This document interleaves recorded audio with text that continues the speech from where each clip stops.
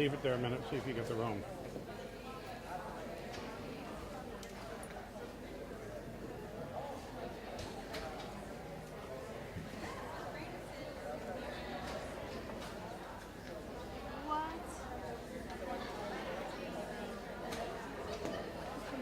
There's the room. You got The delay. latency. Okay, so there's your room shot. Can you try to stay away from the fire thing? Yeah, but I'll try. No, but. I'll try. Challenge. Yeah, I'll try. But based on where they have that thing put, if I swing over there, I'm going to look awful silly. Because they're way out of center. Then there's a piece of wood in there. Yeah, you're just going to have that because we don't have a Yeah, background. Mom, it's just a red box. Mom, Should have what? It's just a red box. So they should have put something to cover Put a it backdrop. It's what I always want them to do at all of these things, and nobody ever does. I always want APCO to do the same thing. Yeah. Or Yeah. the blue backdrop or something like Yeah, that. and it just looks awful. And you see it moving around because I just moved the camera. So we're good, we're hot, we're live. Back to the wall.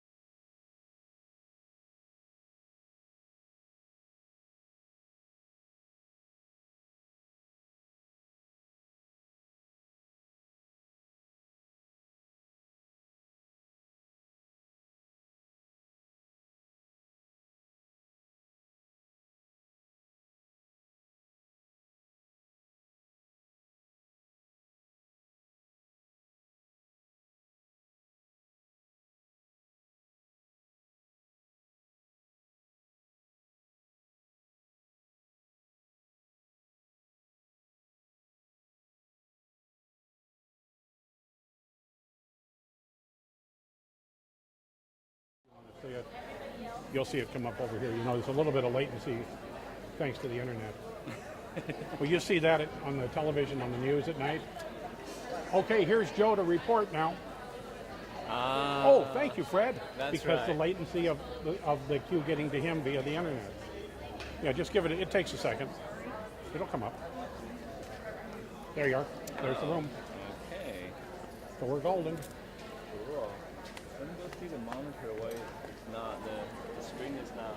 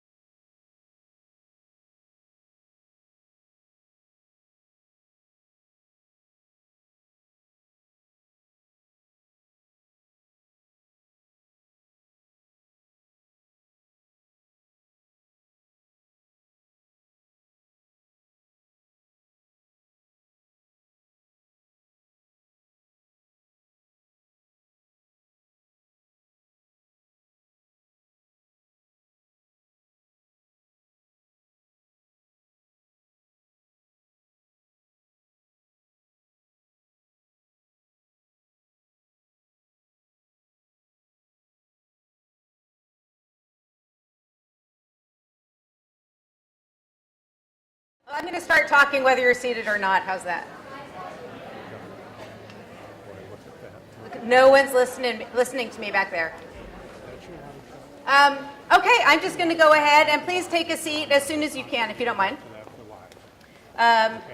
Welcome, everyone. My name is Jill Escher. I'm president of Autism Society San Francisco Bay Area, and welcome to our second annual conference. I say annual, not really knowing if we're going to keep doing this every year, but it's sort of a wishful thinking. I want to first quickly introduce you to our board. If the board people don't mind standing up, because I'd love for you to be able to talk to them, know who they are. If our board could just stand up quickly, you can look for this. We have our little badges. And these people put in a ton of time, volunteer time, to put on our events and do our services. So thank them very much. All right, you guys can be seated. I also want to have you join me in thanking our sponsors, without whom this conference would not remotely be possible. They're listed on the back of your program, and a few of them are going to have something set up outside with sponsor tables, so please be sure to visit them. So thank you to all of our sponsors. Okay, sorry. Hold on. I forgot my speech this morning and had to bring my computer. All right. We know this conference is highly unusual. It's a conference that's really on speed or steroids, or speed and steroids. It's going to go fast. We're packing a lot of information into one very long day. But the alternative was having like a 3-day conference, and we knew that that would have been even harder for you. So even though it might be a bit of an overwhelm, bear with us and know that you should be grateful that it's a 1-day conference instead of a 3-day conference. So by necessity, the information being presented today will largely just scratch the surface, but to dive deeper, we are going to archive information on our website. There's the information tables, there are the lunch groups, and the speakers themselves that you can consult during breaks and during lunch. We start the day with some kind of abstract and kind of depressing and worrisome themes about the budget crisis, about our outdated policies and our outdated paradigms. But as the day progresses, we begin to think more constructively about the futures for our children. So it's sort of a combination conference. You know, it's a bit of bad news, it's a bit of good news, and hopefully as the years go on, we will have increasingly good news. We have with us today what I think is the single greatest gathering of minds on adult autism the Bay Area has ever seen, and I hope there's like no meteor falling from the sky to like wipe us out today, because we have a real treasure trove of people who are really devoted to this population and who are incredibly intelligent, and you will hear from many of them. We won't have a lot of time for Q&A. There will be some exceptions to that, and we will try. We have some volunteers who will pass around microphones when we do have time for that. Please keep your cell phones off. Speakers who are coming up for those really rapid fire showcase sessions are asked to sit in this front area here so that we could quickly get you on the stage. Also, to encourage timeliness, we're having raffles at the end of each break. So if you're not seated and your number's called, you lose. So this is like crowd control, like to get you to sit down, we're holding a raffle, and these are some really nice gift cards, just to let you know. Okay, let's start our program. I missed my slides. Speed. All right, we'll talk about the lunch groups before lunch. No? All right, I will introduce this program with a very short talk that I call Love and Panic. Why do we call this Love and Panic? Because those seem to be the dominant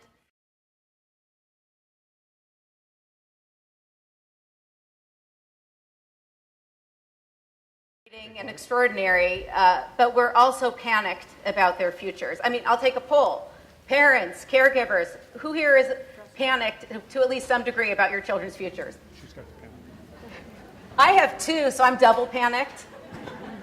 That's my daughter, Sophie, who's 9. That's my son, Johnny, who's 16. By the way, I'm told that this light cannot be turned off. So I'm sorry about that. We will turn it off during the video portions at least. I don't know why that is, but oh, there you go. Okay, and that way you don't have to see me either. How can our children live safe and fulfilling adulthoods? Where can they possibly live? Will they be neglected and abused? Who will watch over them when we no longer can? My children are hardly alone. They are just two of a very rapidly growing and unprecedented population of young people who will need daily, often 24/7 care for the rest of their lives. And, I know data is boring, and somebody walked up to me and she's like, I already know what you're going to say, Jill. Like, yeah, and here I'm about to say it. So she's memorized my speech for me. Data is boring, but it's important to know what's going on. It's really important for everyone in this room and for everyone outside of this room to know what's going on in California, at least. This is autism cases by birth year. Oh, you fixed the light. It shows that we have very few autism births through about 1980-81. And then there's a little inflection point, and then a near exponential growth, right, through today. There's not actually a drop-off at the end. That's just the lag in cases entering the system. So there used to be about 200 autism births per year. We're now at about 5,000 births per year, feeding just into the DDS system. That doesn't even count the non-DDS autism cases, which are probably at least 50% of the autism cases in the state. So what does this mean? How does it translate for adults? That's the theme of our conference, right? Our adults. It translates into this, that today we have about 14,000 adults in the state with DDS autism. In 5 years, we'll double that to about 28,000. In 10 years, we'll triple that to about 42,000. In 20 years, we'll have about 100,000 cases. Some people say, oh, that's better awareness. It's broadening criteria. It's changing diagnostics. I'm like, no, it's not. Actually, in the DDS system, it's not. We've been raising eligibility, not lowering it, right? The people who have been entering the system are the young people, not the older people. There's not a hidden group of adults in their 30s, 40s, 50s, 60s, 70s, 80s with DDS-eligible autism who haven't been identified. They don't exist. So this is a real phenomenon that's happening, and it's really unfortunate to me, and in fact, kind of disastrous, that there seems to be this perpetual media myth about this being about better awareness. We know it definitely is not. So this is an unprecedented problem, and our society has never had so many seriously developmentally disabled people or young adults before. So what's the answer? What are we going to do? I mean, I don't think we as a society have come remotely close to grips with about what we're going to do with this problem. My timers?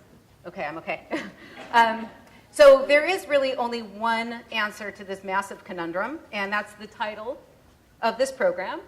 The title is, that's the original artwork, we have to let 1,000 flowers bloom. I mean, that's the answer. We don't have a choice. We have to cultivate and encourage the development of really, probably at least 1,000, new programs, whether they be, day programs, employment programs, housing.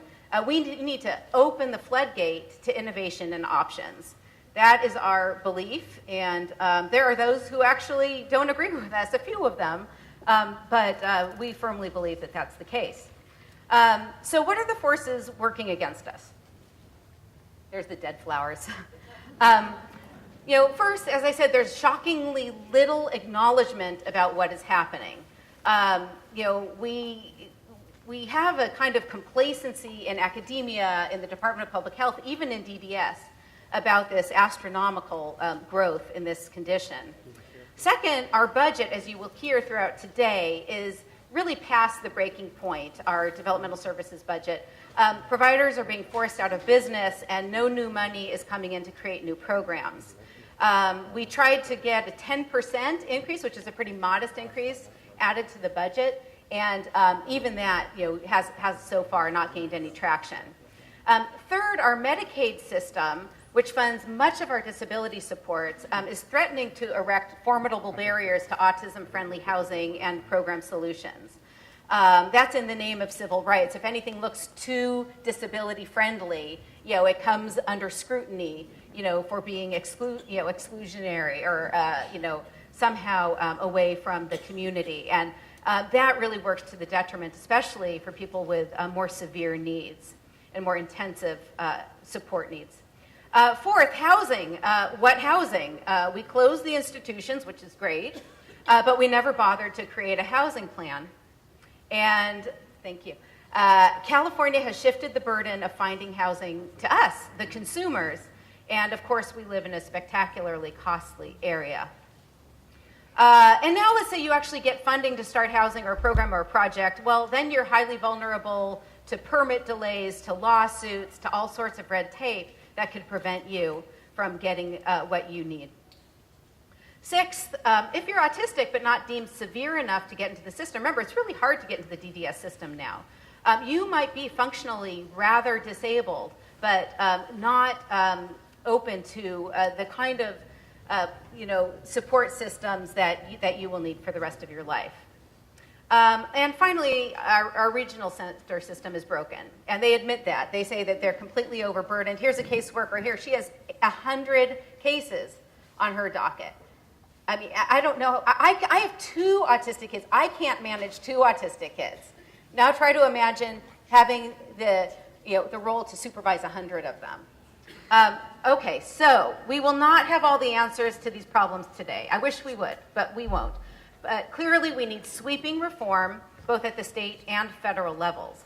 But we can at least try to add clarity to this problem and at least start working on solutions. And that's, I believe, what's happening today. I am about to turn this over to the next speaker, Melissa, if you want to come up. Is Senator Bell here yet? I should say we have one little addition to the agenda, which is State Senator Jim Bell will speak briefly after Melissa if he shows up. So just be aware of that. Okay, thank you so much. I'm going to turn this over.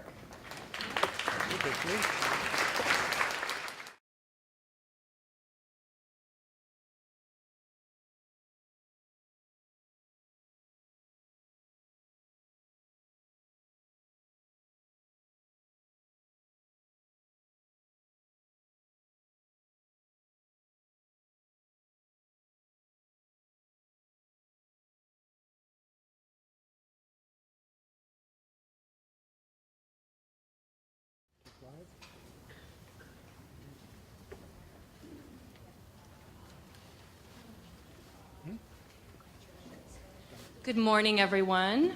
I'm Melissa Collins Porter. I'm the producer of Aging Out, which is a documentary that doesn't yet exist. What you'll see today is what we're calling the long trailer. I'll get back to that in a minute. But first of all, I wanted to thank Jill and all of the lovely and amazing women who allowed us to interview them and helped to give some structure to our film. Really educated me about a lot of the issues and about a lot of the solutions that are starting to take shape. So I want to thank them for that.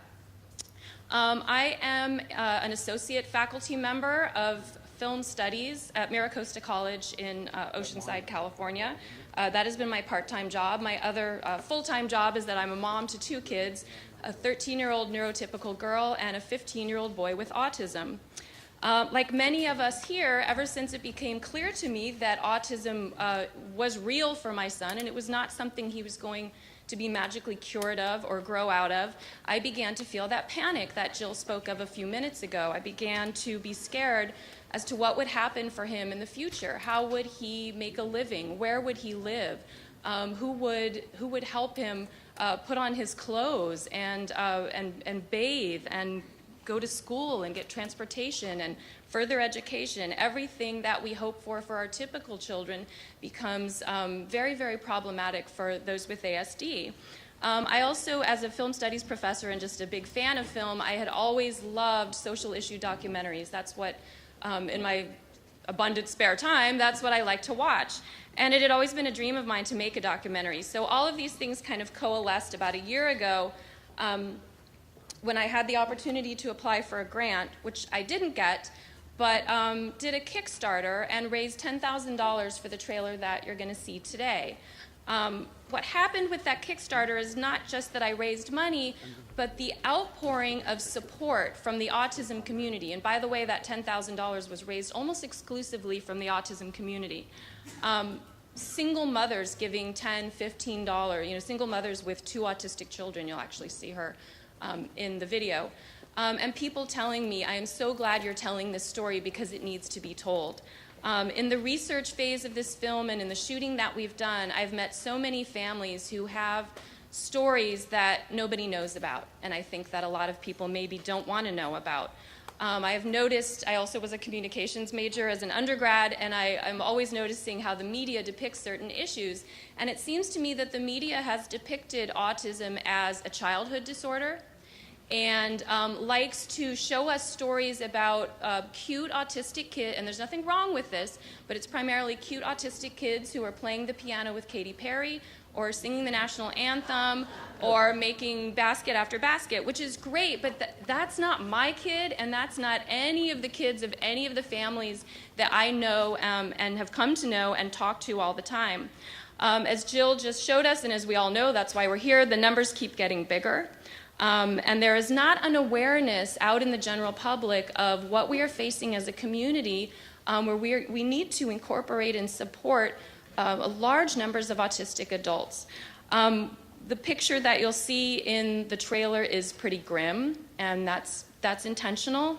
But what we hope to do with the larger film, and that means raising more money, what we hope to do with the larger film is show the hope that's out there, show a community coming together to come up with a lot of the innovative ideas and programs that I know we're going to hear about here today, because I've already been hearing about them in Southern California as well. So I invite you now to take a look at this trailer. I am looking for financial support. I put a clipboard in the back of the room, a purple clipboard, where you can sign up on my email list to learn more about the upcoming film and possibly contribute or help out in some way. So please take a look at the trailer, and I will speak with some of you later. Thank you.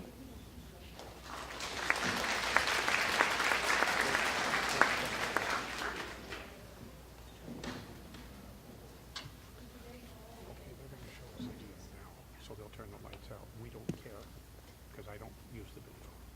They'll give me the video later.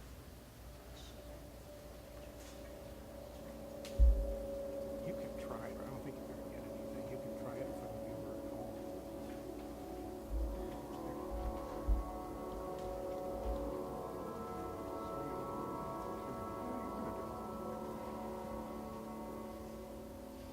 Aging out is a term used in the special needs community to refer to that time period when a child, or at this point a young adult, ages out of the school system and into the system of adult care. For an autistic adult aging out in California, it's pretty much a catastrophe.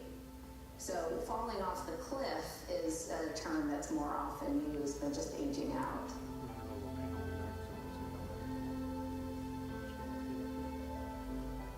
Parents, from the time they get the diagnosis, they pretty much start worrying. What will happen to my child if something happens to me? Who will take care of my child the way I have? They need, 24 hours of care, and that's exhausting. You know what? You need to focus on eating right now, okay? He's 16 now, and, I still feel like I have a 7-year-old in my house. He would like to live in an apartment, he says, with roommates. He definitely would like to have a job. It's really hard to watch someone you love so much and you want to give them everything they deserve, but they're different and they don't always get what they deserve.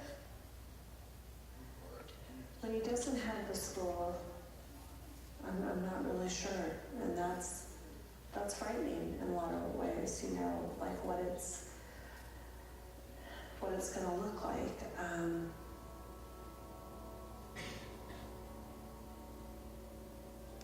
The autism explosion is the biggest public health crisis facing the state of California and probably facing the entire country today.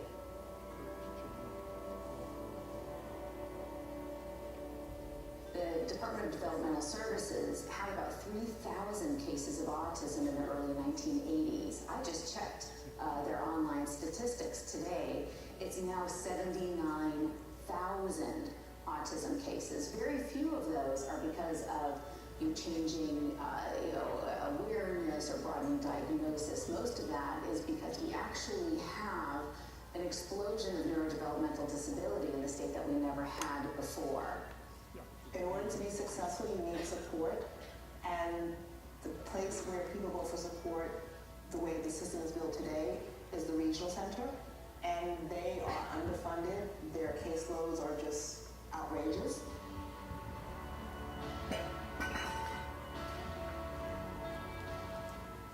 I currently have 91 cases on my caseload. So when I think about it, you know, with my number at 91, that's 91 people that are on my mind constantly. It starts to hurt your spirit just a little bit because, you know, you can't spread yourself, you know, across that many families, that many people.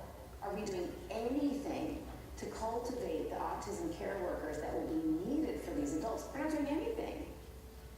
I'm a mother of 2 teenagers on the spectrum.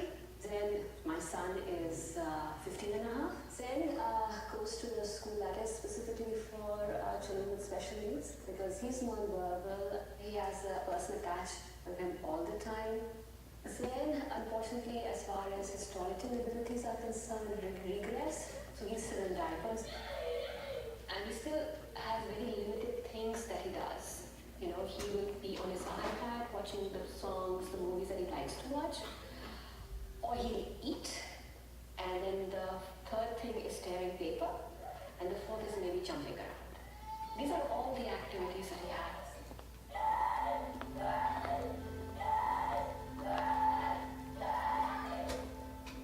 And of course, the big elephant in the room is the cost and the complexity. It is enormously expensive to provide 24/7 lifetime care for somebody with autism.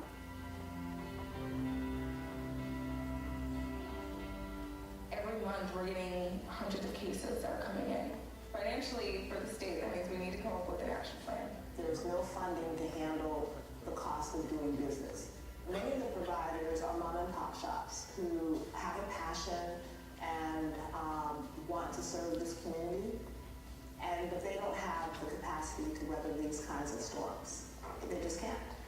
To keep my program open, I have to fundraise and raise at least $300,000 every year. Howdy, Father! Howdy. Minna is 19 and a half. Right now, I do everything for her. I make her food and I give it to her. I have to tell her to eat it as well. And she likes to shut herself in her room. She likes to sing. I've asked her what she would sort of like to be or do when she's an adult. Her response has that she would just like to do YMCA.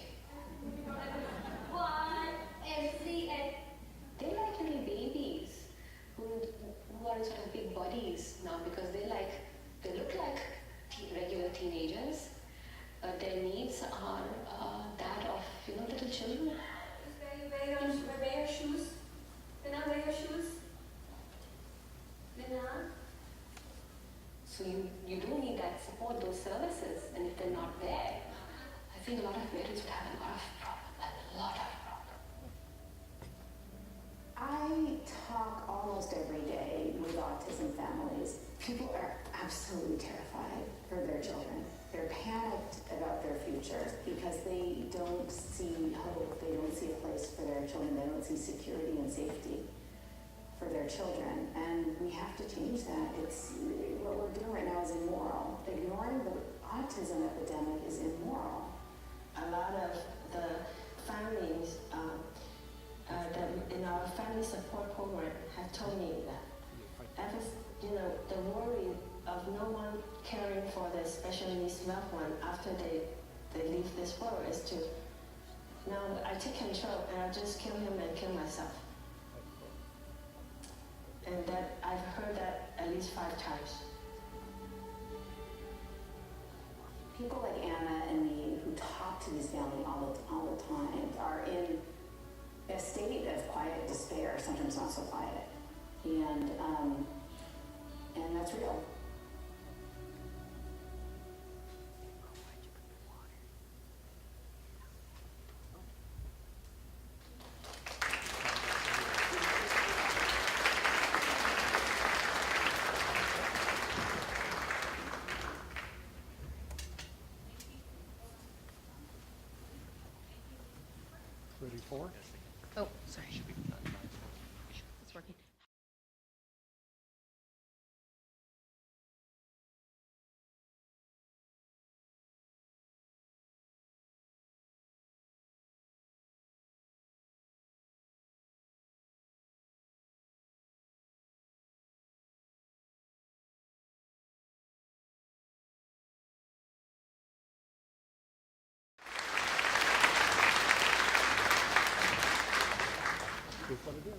Hi, everybody.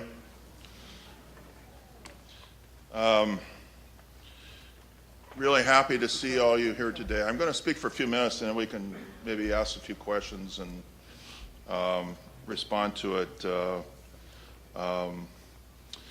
You know, addressing the needs of individuals with autism, other developmental issues is, for me and my family, deeply personal because my stepson is developmentally disabled. He's has developmental disabilities in schizophrenia and a little bit of a cerebral palsy condition. And as we've gone through the process over the last few years in the Capitol, trying to explain what the regional center does, what the system does, it's very difficult because in the Capitol, power politics dominates. Power politics dominates, you know, financial contributions, influence, all those kinds of things. The actual issue of looking at Developmental Disabilities Department, who is the main political action committee that advocates for the Department of Developmental Services? Who is advocating for the regional centers? It's the people in the state of California.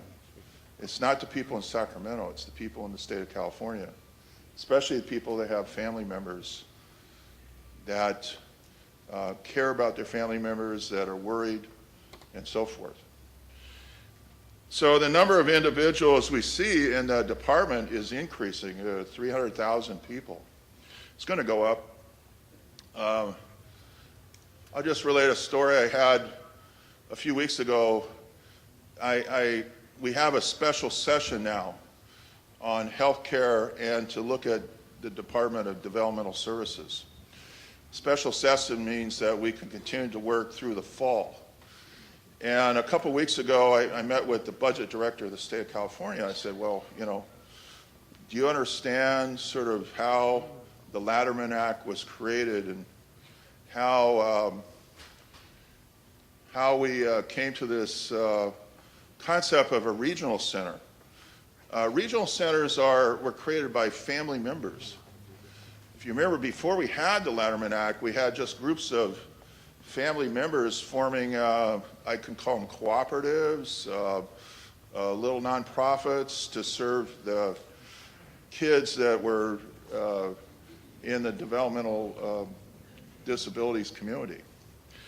So they don't get that. They don't understand that the regional centers are an organization that came from the bottom up, not from the top down. And they have a hard time understanding that in terms of the budget. Because they want to command and control, you know, they want to make sure that they can control everything. So they formed a committee on rates and things like that. Now, what's the impact? Well, I've introduced a bill, you can write this down, SB 2X1.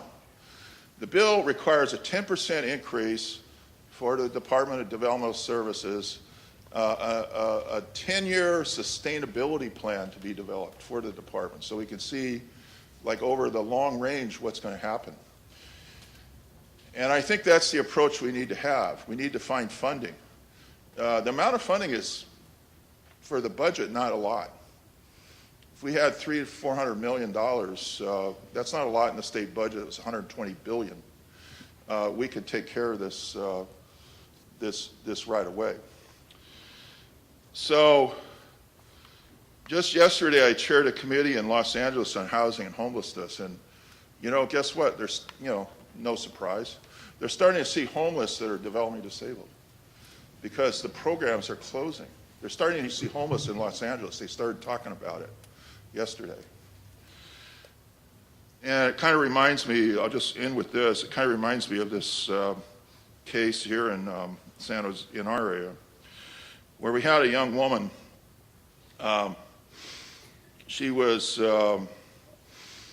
in Lucille Packard Hospital, and the parents were seeking help because they couldn't get her out of Lucille Packard Hospital. You know what I'm talking about? They couldn't get, she got into Packard, but they couldn't find a place for her to live after she left. So there wasn't any place for her to be referred to because they found out that the San Andreas Regional Center had closed so many places they couldn't find a location for her. And, you know, we talk about moral situations, we talk about budget solutions, but the bottom line is, why isn't this a high priority? What's the reason? So that's what I'm talking to my colleagues about. And I admit I haven't been totally successful. I get a lot of people that say, oh yeah, we support that, but then when it comes time to pushing the button on what's the most important issues, it isn't there. So we got to continue the struggle. It's going to be a long struggle. And I'm going to continue it. So I'll answer a few questions. Thank you. Yeah.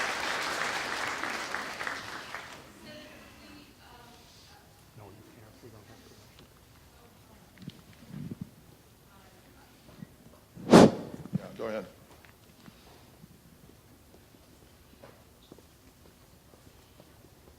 You hearing me now? There we go. I got you. We were put into special session because the governor says he needs new revenues. And what that in effect does is take us and put us in a 2/3 vote category in order to get any action at all. The Developmental Disability Service System has been funded for 45 years in this state out of the general fund. And suddenly we're being offered up as the pawn in this argument between Republicans, Democrats, everybody and the governor, and on it goes. And you know this better than anyone here. My question is, why can't we simply take the legislative leadership as it exists right now, put a bill to fund our 10% out of the general fund and put it on the governor's desk and let him take the heat? The only thing that's happening now is that nobody's responsible and everybody's pointing the other way. Well, yeah, that's a good question. SB 2X1 would be the bill. It would be just say you have to fund 10% increase. You know, they'll cost out the bill. It'll be a $400 million, $300 million. But you know, when we do that, we'll get $150 million, $200 million from the federal government as well. So it is. It actually is a viable option. Now, how do you fund it? Well, you know, there's $117 billion in the budget.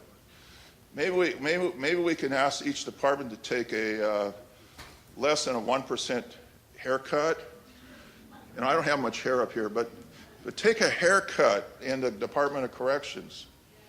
You know, they got people in the Department of Corrections that are developmentally disabled now. They're starting to receive, you know, because of what I talked about. They're in the Department of Corrections. I went to one prison. I'm going to San Quentin next week. They have brown uniforms, and they walk around with DD on the back of their uniform. You see what I'm saying? I mean, what, you know, we're sinking to a new low here, right? So I think making departments cut back a little bit to fund the priority that we think this is, you know, a high priority. Another thing, getting mad is good, okay? Getting mad is good. We got some mad people here, right there. This woman right here, over here, she's stand up.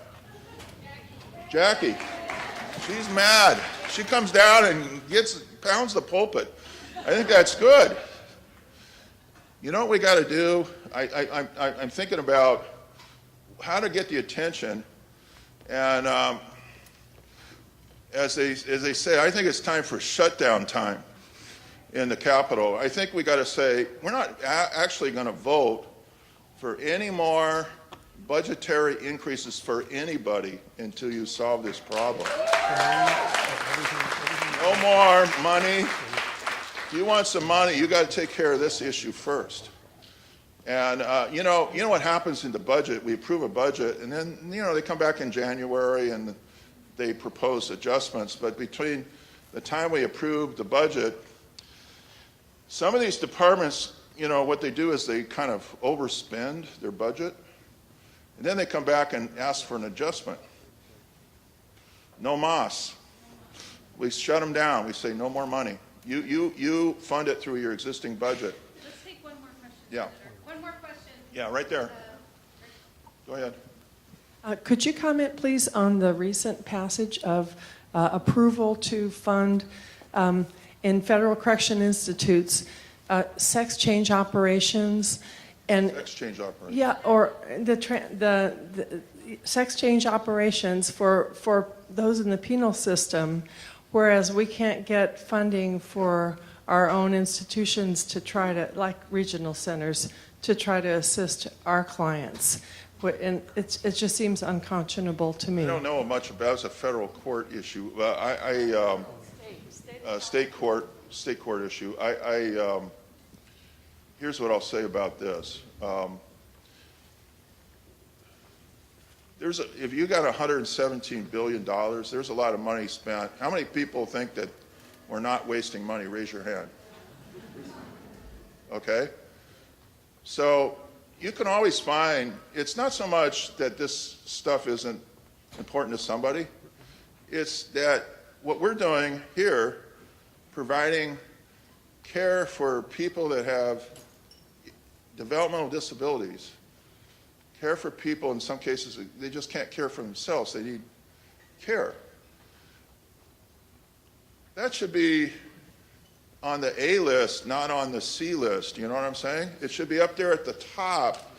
We take care of this first before we take care of other things. So that's what I mean by shutdown time. We got to have a shutdown time mentality. Hey, why are you funding, this or that? That's an example. Maybe, I don't know, there are some people who would say they have a right to it. That's a legal issue. For me,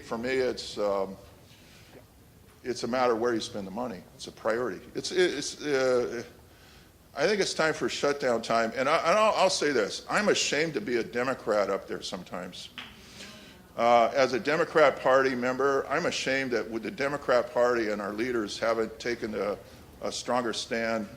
And of course, I won't say anything about the Republicans, but I'm ashamed the Democrat leadership in the legislature hasn't taken a stronger stand on just saying we want this to be on the A list, not on the C list.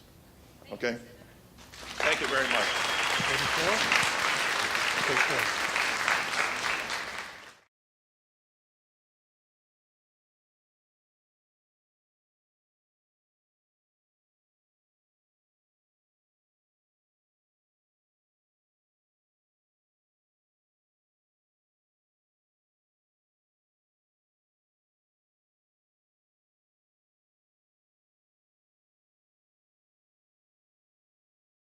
The lovely Beth Burt, who is president of Autism Society of California, and she will be your moderator for our policy panel. What time do you want us to be done? Okay, good morning, everybody.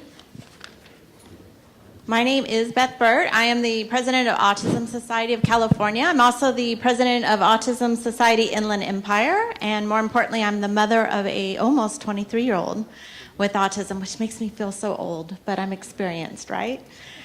We are going to turn the mood around a little bit.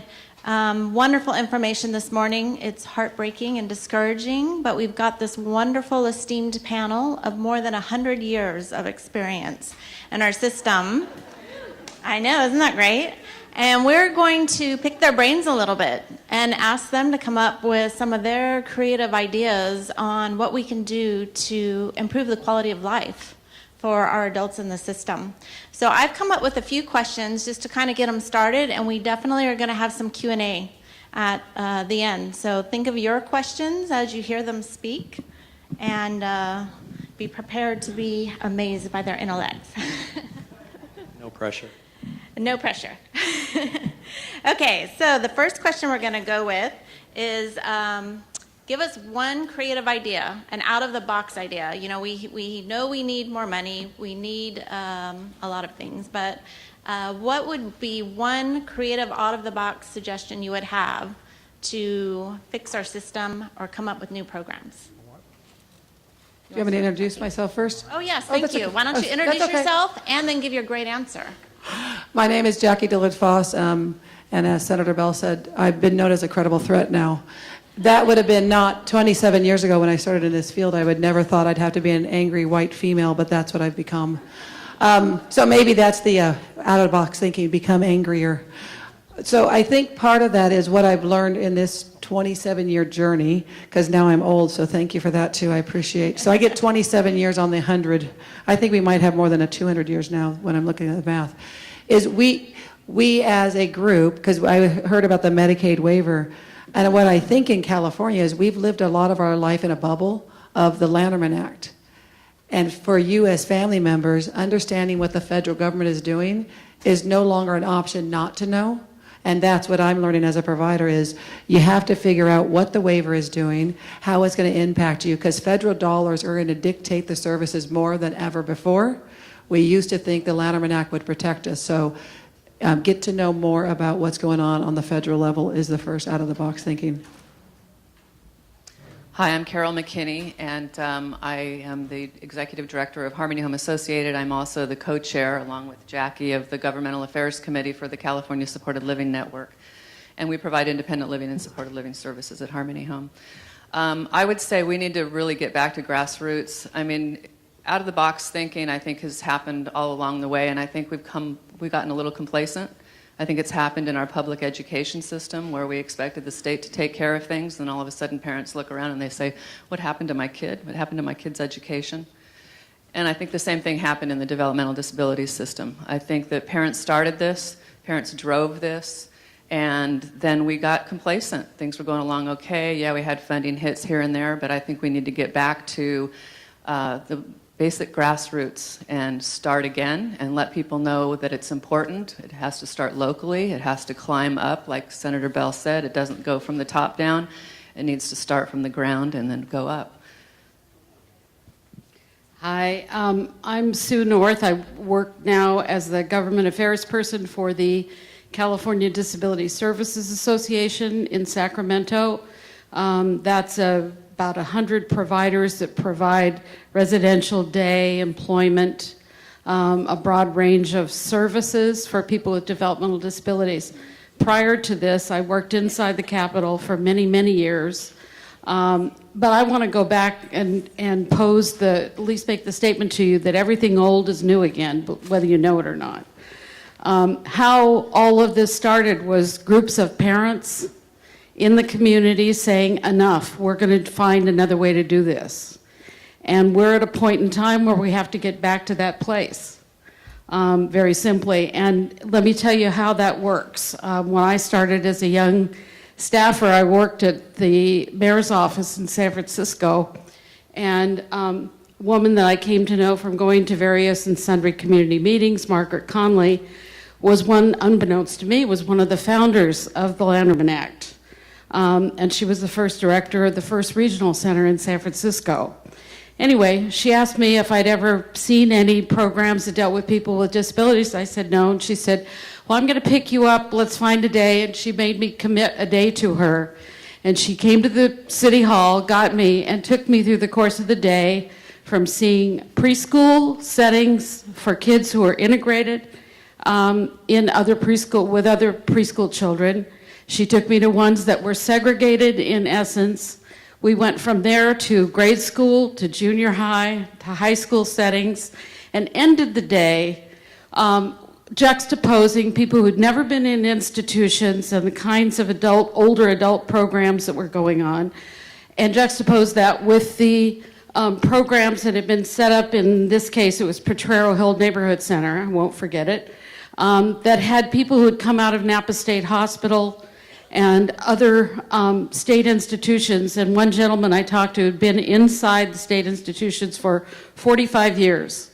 And he got up in the morning, he lived out near the beach, near the ocean beach, and he walked to Potrero Hill every day, carrying his bag lunch, did his crafts and art and various and sundry exercise activities, and then walked home. And he was the happiest person I had met in I don't know how long.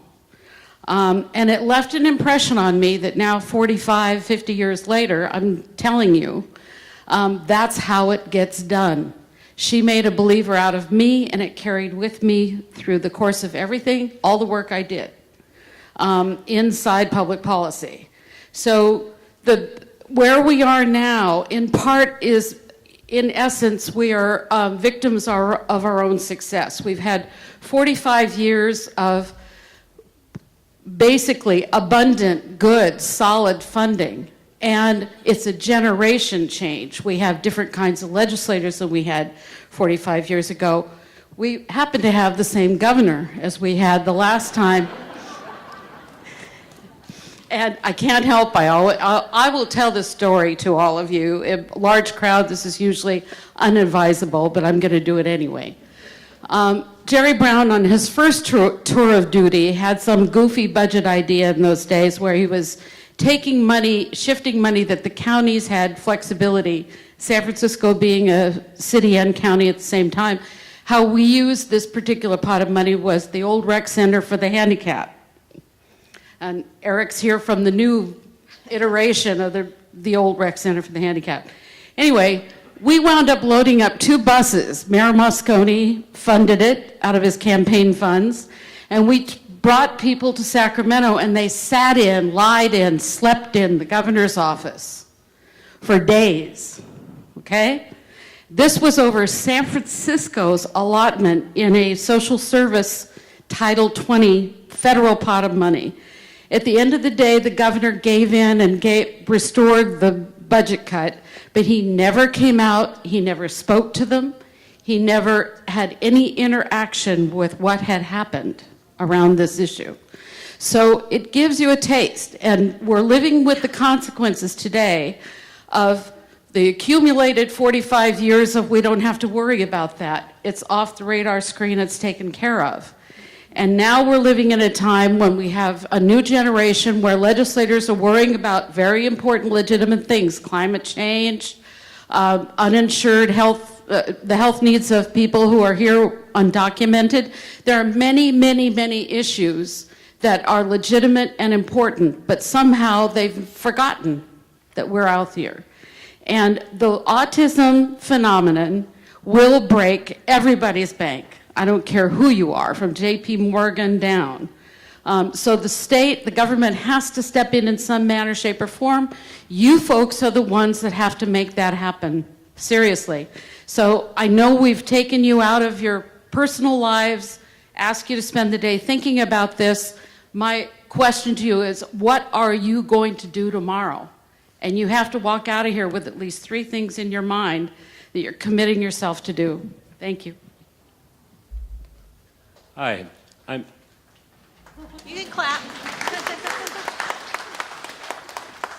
I'm Gabriel Rogan. I manage the Bay Area office of the State Council on Developmental Disabilities. And if you don't know what the State Council is, we have 3 main priorities: advocacy, systemic reform, and capacity building. So basically, we're behind the scenes trying to make the system more effective. I agree with the need for grassroots activism, but in terms of innovation, I'm also very excited about self-determination coming down the road. I think that does have the potential to offer individuals and families more choice and remove the requirement that they use only vendorized services and allow people to access other services and supports that are in the community that can meet their needs. That was quick. Clapping for him. Hi, I'm Eric Zigman. I'm the CEO of the Pomeroy Recreation and Rehabilitation Center. It used to be the Rec Center for the Handicapped. And I'll do 2 quick ideas. And of course, I echo that parents, families have always moved the system. That is one thing we know. That's what makes a difference. But in terms of ideas that aren't talked about a lot, certainly funding has to be changed, and it has to reflect cost. And in our panel here, I was thinking we should have T-shirts that say "Chicken Little was right" on the front side. The sky really is falling. And on the backside, Eeyore no more. That we have to somehow take this brink of collapse idea and make it the brink of innovation. But so rates have to be tied not only to funding and what it costs us to run services, but to quality. We have some contemporary expectations that I'm pretty sure people agree upon. People should be safe. They should have agency in the world. They should be full citizens.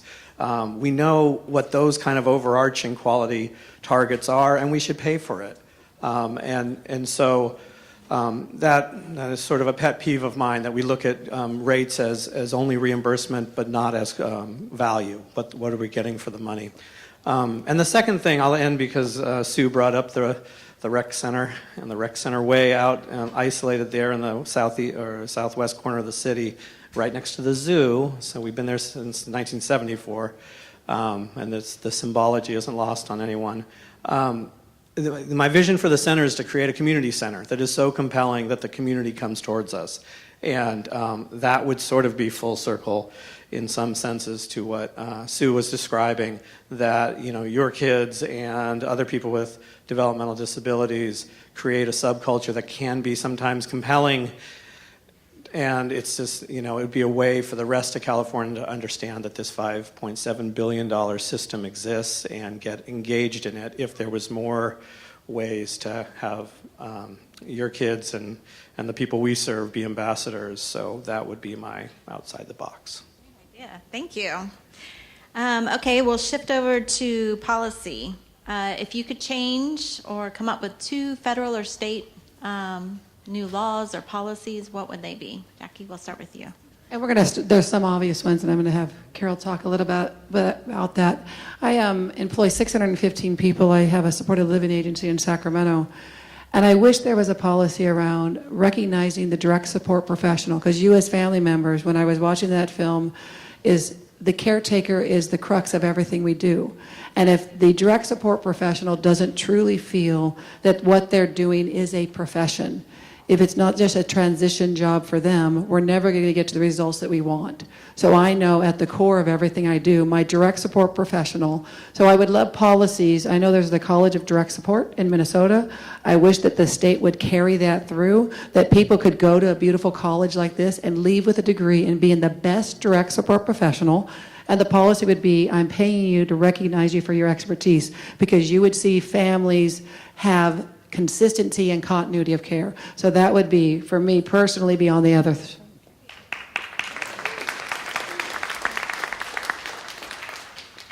And to get a little specific now, I think that there needs to be a change to anything that is legislated that has an unfunded mandate. We're dealing with all kinds of things right now with the changes to the Fair Labor Standards Act that is going to require us to pay overtime effective October 13th, and there's nothing wrong with paying overtime, but it's not funded, it's not fully funded. We have joint employment issues with in-home support services and providers. We need to be out of that joint employment relationship. We have in-home support services funding stream and Department of Developmental Services funding stream that is incredibly complicated. They need to be streamlined and go into one pot.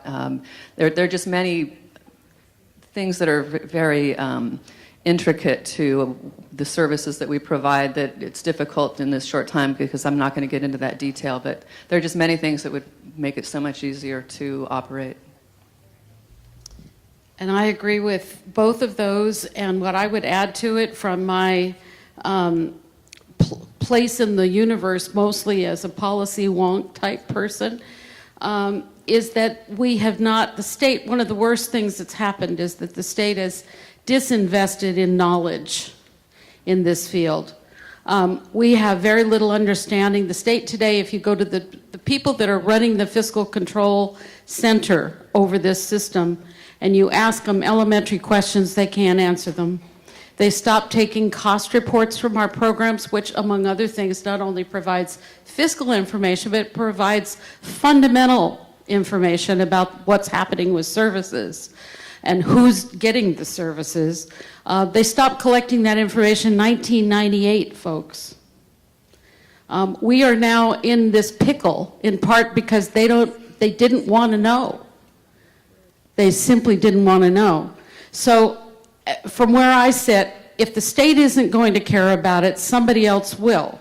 And I was amazed the other night watching something about Google investing massive mega data processing supports for academics that are studying genetic connections to autism.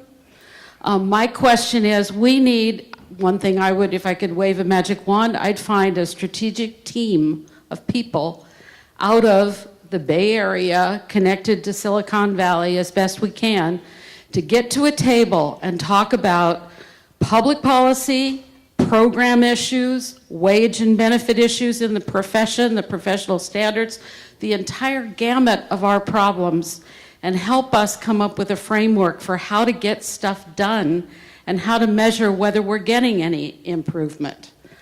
We are so bereft of knowledge in this system that when you say 1,000 flowers bloom, you all may find 100 of 1,000 flowers that could have made a massive difference in people's lives, and we'll never know. So that would be my hope. Two things I would get rid of right away if I had a magic wand. One would be median rates. You may not know this, but if you want to be vendorized and paid by the regional center, you have to get paid either the median of your local area or the median of the state, whichever is lower.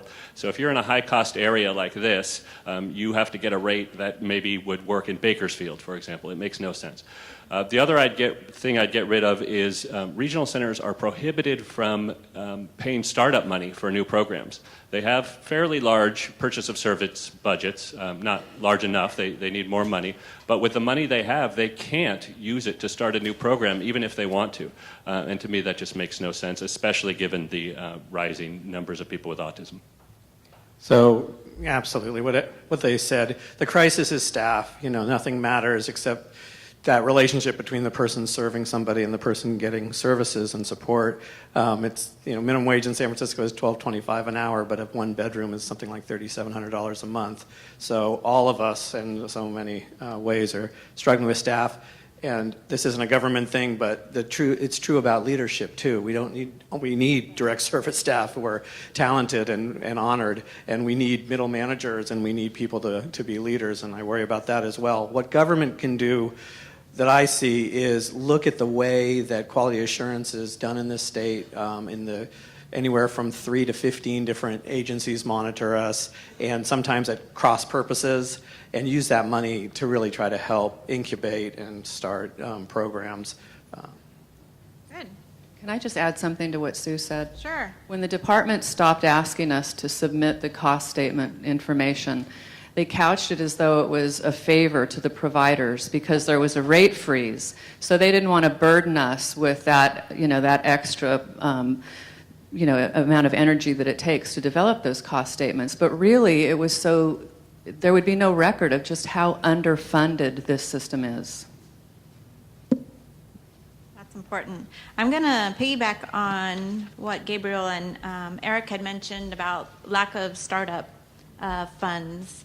Do you have any innovative ideas if regional centers prohibited? What are other resources we could tap to start up programs that would be more appropriate for our autism population? Well, I think what I'm looking for in Sacramento with supported living, trying to get a relationship on the federal level with the housing authorities, because my biggest struggle beyond the rates and the pay for my employees is finding housing. If 3,700 is San Francisco, I can't imagine how they could even live in the San Francisco area. So for the folks that I support that have autism, there's a lot of retrofitting that occurs, and you're working so closely with property managers, and then all of a sudden the property manager sells the home, so all the work you've done to assist, and then the rent keeps going up, and then we as providers have to go back to the regional center, ask for a rental exception, and it has to be every 6 months. It's a ridiculous process. I'm like, the autism isn't going away tomorrow.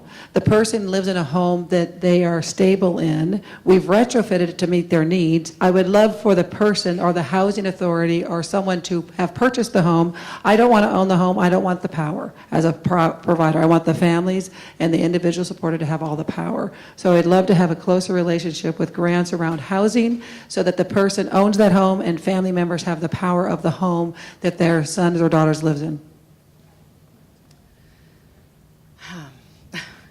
Well, I think that, this is going to cost so much money in the future that we've got to do everything we can to tap whatever federal dollars we can get. So I think we need to take a look at expanding and developing programs that are going to bring in the Medicaid waiver money. That being said, I think that we also need to take a look at our communities and see where we can tap. We're in Silicon Valley here. There's a lot of money in this community, and I think if you get real local again and you go in and you talk to those folks and you find something in common and you just get donors, you get people who are willing to develop their foundations around this population. It takes a lot of work, but I think that given the growth in this area, that a lot of people are going to be impacted by it, a lot of people with a lot of money. And we need to start tapping into the private sector as well. My viewpoint about this is probably the result of spending so much of my work life in the Sacramento scene.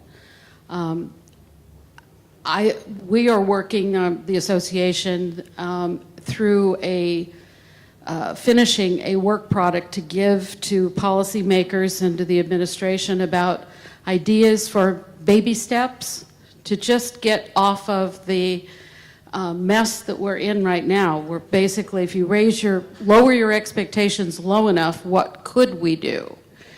And I think that pilot projects are a way to get this administration to unclench their fists over the stop button, the brakes, to allow for relatively distinct pilots that test and look at ways that existing services need to be redesigned. If we did a separate workshop for you, which will bore you to tears, I guarantee, about how rates are set and what the service codes look like. We have 4 solid pages, single-spaced, of vendor codes in this system. And how anybody can do anything right now is beyond me. We've got silos within silos into infinity downward. So we have to collapse some of those vendor codes into broader categories. Give people a little bit of incentive money. 5%, 10% will not break the bank in the context of pilot experiments, but those experiments could be as large as an entire catchment area of a regional center. There's no reason for it to have to be a few people. It could be a lot of people, but take a risk to innovate here. And pick 2 or 3 major points, be it autism, young adults, whatever the focus is. Pick 2 or 3 things you're trying to accomplish and unshackle the system and monitor what goes on and see what happens. We have to get out of the lockjaw paralysis that we're in right now. I've been thinking a lot about the need to re-engage at the city and county level. We've spent a lot of time building up this great state-funded system, and I think if you look at Board of Supervisors meetings or City Council meetings, how often is autism discussed? Not nearly enough. And I think sometimes we're out of sight, out of mind at the city and county level. So I would say every City Council meeting, someone should be there reminding them that people in their cities need support. What are they doing about it? They're not going to solve it by themselves, but in combination with the state, maybe we can work together and create some new programs. All good stuff. I agree with the invisibility we have at the city and county level, and it's an invisibility with the general public, and I think we really have to push on that. I wanted to make one comment on what Carol said about sort of the high-tech community. Here we are in Silicon Valley. My agency fundraises over $1.5 million for its $6 million budget. We fill that hole between what it costs to provide service and what the government funds, and that hole continues to get bigger. And our experience of the high-tech community, the Googles and Microsoft and all those, is there isn't a history of philanthropy, and they're community-focused. They don't see community as we see community. They want to retain their employees, so they'll have experiences for their employees that make them stop jumping jobs for a little bit. But it's really going to be a sea change. It's not going to be, it's going to be a cultural change both within our community to look at good social investment, I think, and within the high-tech community to look at the value of making those investments. And it's going to, it's a big project. It's not like walking in the front door and saying, this just makes sense. You'll be a good community member. That only gets you so far. Great ideas. Okay, I'm going to switch a little bit over to the home-based community waiver and ask you, the regulations haven't been set, but what do you think of the viability of the requirement of having all people out in the community unfunded? Do you have any ideas or thoughts about that? Unfunded or? Well, unfunded. At this point, it's unfunded. The expectation, yes. Well, I guess because my entire career has been around supported living services since I started my program in 1994. And so when supported living started, many that were around during that time, we weren't the popular program. People didn't see people living in their own communities, especially those with more complex needs, medically or behaviorally.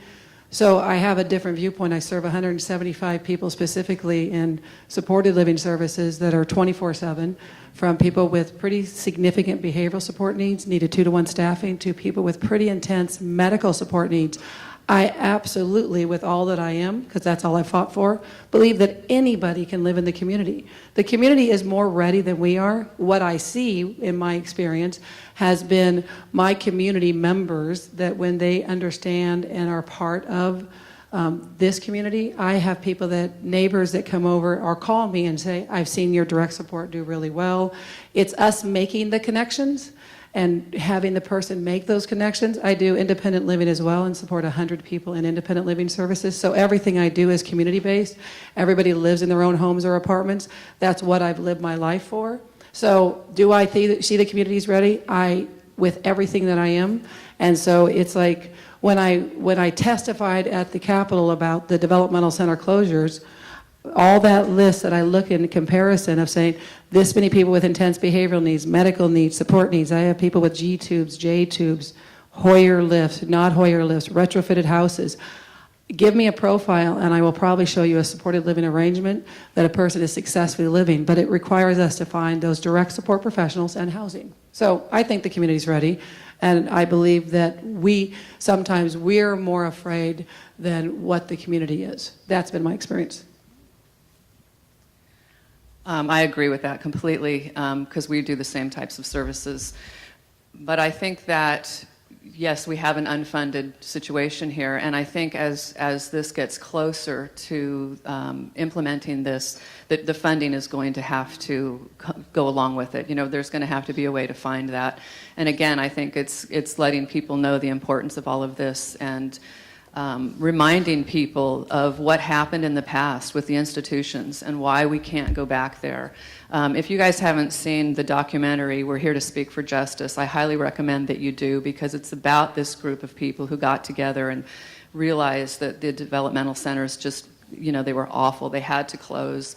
What they went through to get there, what they went through to get the Lanterman Act. And it's a great reminder of why we can't go back there and why it is that we've got to get that funding again so we can comply with these new HCBS guidelines. When we all started out, we thought that was 45, close to 50 years ago, that the closure of the state developmental centers would be a relatively natural thing that occurred. We still are closing developmental centers. We still have 1,000 people left in this state, some of whom have been there, like the little guy I talked about before, for 40, 50 years of his life. And can people make it in the community? Absolutely, they can make it in the community. I know the parents of the people who are still institutionalized have anxiety times 100 compared to those of you in the room with young adults, because they have lived most of their lives believing that the care that their loved one was getting was better than it could be in the community. When I came back to work in this field about 3 years ago, I came at a point in time where there had been 50 documented rapes at Sonoma Developmental Center, not one rape kit ordered, not one person arrested. outrageous in the year 2012 that we are reading this stuff. And the response of the director when asked, how are you going to take care of this problem? She said, we have it solved. We put everybody on birth control. That is unacceptable response from a state official about this kind of situation. We still have people at Sonoma trying to come out to the community. We still have lots of resistance against it from both families as well as the people that work inside. There are those of us, and I'm happy to say we are together on this. We are absolutely on the side of closure of all of these institutions. People do better in the community. We may fail them in the community for all the reasons we're here to discuss today. But at the end of the day, those are imminently more fixable than trying to fix an institutional placement setting. Just that simple. I agree that everyone can and should live in the community with appropriate support. I reject the notion that we're going to have people moving into the community without it. If we're going to have rules coming from CMS that mandate community integration, it's great. You have to provide the funding to support it. I was just talking with a group of service providers yesterday, day service providers, and they said, of course we want people in the community, but we have a 1-to-4 staffing ratio. So if everyone wants to go to different places, so everyone wants to make it happen. You just have to have the appropriate structures and supports in place to support it. Absolutely. I was going to say the CMS, expectations in March of 2019 is what we wanted to do for 40 years for everybody. So something Jackie said really sparked something in me that, as one of the old providers, the generational commitment that traditional agencies have made, ARCs and others that were started in the 50s, is not a bad thing. We need to somehow unbundle it from segregation. And for all of you, considering building intentional communities and places that are going to be have a culture of people with autism or people with developmental disabilities, I think it's really important to think about this, that the generational commitment that will be here in the next 50 years, that somebody will be doing great work in Jackie's organization long past our 200 years of experience being laid to rest, is extremely important from a civil rights perspective. So we need the generational commitment to your kids being safe and having agency in the world and being full citizens and being taken care of, but not withdrawing them from interacting in the world. So I think that's really important. Well, I was going to put the funding piece, because the 1915K was one that Carol and I really fought for. I do think that part of the funding is looking at new waiver opportunities. We've got to be, I just am passionate about. My last part of my career in this field will be, how do we understand the waivers? Because waivers are created. We just have to put those minds together and figure out what waiver fits. That's great. So those were the prepared questions we had. Does anybody out there have any questions for our esteemed panel? No, we were getting a mic. Well, she's got one, yeah. Thank you. I kind of have three either questions or statements. So my first question is, if everything remains status quo, and there is no increase, or there's not enough increase, and the population continues to grow, what is the projected outcome to both our loved ones, but also the typical population? How does it impact all of us? Great question. Like 2035, what's Silicon Valley look like? It's all the doom and gloom stuff. People close up. You get down to what people call essential services, which is a roof over your head, food. Maybe there's something to do during the day, maybe not. And you just have this contraction, and maybe something grows out of it at a grassroots level. But it can't stay the same. But it doesn't really affect the typical population. They're right? So it's only... Oh, no. Right. Like Reagan closing the mental health institution in the 70s, it would affect the population in I have to make a quick comment. I will give it to you in 1 minute. Jerry Brown, this is 2.0 for him. He's going to be out of office by the time that these federal compliance standards kick into effect. This is his legacy time. And I think we have an obligation to tell him what his legacy is going to be if he doesn't step up. So this is to answer your question. The FLSA took effect October 13th in Sacramento. 2 SLS providers are closing their doors after, so 10 people are out of supported living services. I do think 2035, and I try to project for the future. I think as family members, you look, and I know like County Lapin went to Michigan. How does direct support professionals interplay with technology? And so I have been with the people I support, autism or not autism, is how do they have as an integrated life as possible? And I think that's one place that we're afraid to look, is how does technology interplay with direct support? So I'm usually the really optimistic one. But if there is going to be no more funding and 2035 rolls around, the Lanterman Act will be gone, and we'll have waiting lists just like all the other states, and the handful of people who have the services will have all the services, and it'll be great, and then we'll have people sitting at home or back in institutions because there won't be anything for them, and they won't get off the waiting list because it'll take a long time. But it doesn't affect the typical population of California. If you don't have a loved one, right, or if you're not a caregiver, that's what I'm asking. So how do we engage the typical population? Because I think in my friends and family, they kind of have the attitude, I mean, they don't now because they know me, but if just talking to people who don't know our story, well, they think somebody else is taking care of it. They think you've got the Lanterman Act, right? You've got Medicare. You've got IHSS right. So somebody else is taking care of it. I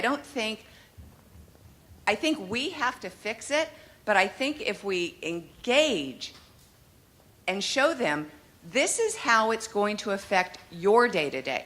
You may not know anybody. You may see somebody every 10th day who looks a little peculiar, but it doesn't really affect them. So how do we show the general public it's not just our problem? It's not. But we have to show them why it's not. Right, and I think it goes back to what Gabriel was saying earlier, and that's why you've got to engage your local communities, and that's what we've been telling our membership. You've got to go to your city council meetings. You've got to go to the county supervisor meetings. That's where, and you got to talk to the staffers at the legislature. All of those guys are the ones who eventually become assembly members and senators and then eventually get to Congress. I mean, look at Mark DeSaulnier, he's in Congress now. He took over George Miller's seat. And where'd he come from? Concord City Council. So you got to talk to those people. Even if it doesn't appear that it impacts their lives initially, it very well could. I mean, and just hearing your stories. They've got to hear your stories. They've got to hear the fears. They've got to hear the accomplishments. They've got to hear the concerns. And I want to add, I'm sitting here at a college campus, and so I actually engage my direct support because many of them, this is a job for them.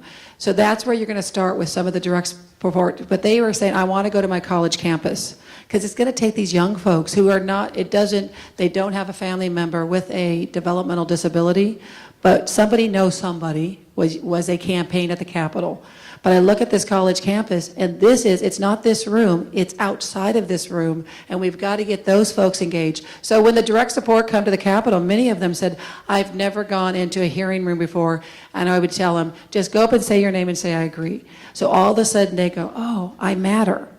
As a person that doesn't have a developmental disability, they might work in the field, then they tell their family and they tell their family member, and you started to see when the last rally we had at the Capitol where there was 1,500 people, not everyone had a family member with a developmental disability, but they started telling the story. So I do agree with you. What you just said resonates with me so strongly because in 2035, it's going to matter. We got to get it out to these kids because they're our future out here. And I think sometimes we get siloed. When Sue talks about being siloed, we silo our fears into just our community. We got to spread the message out. Gabriel, did you have something? would just add that might be a useful exercise for all of us to do, to forecast what would it really look like in 2035.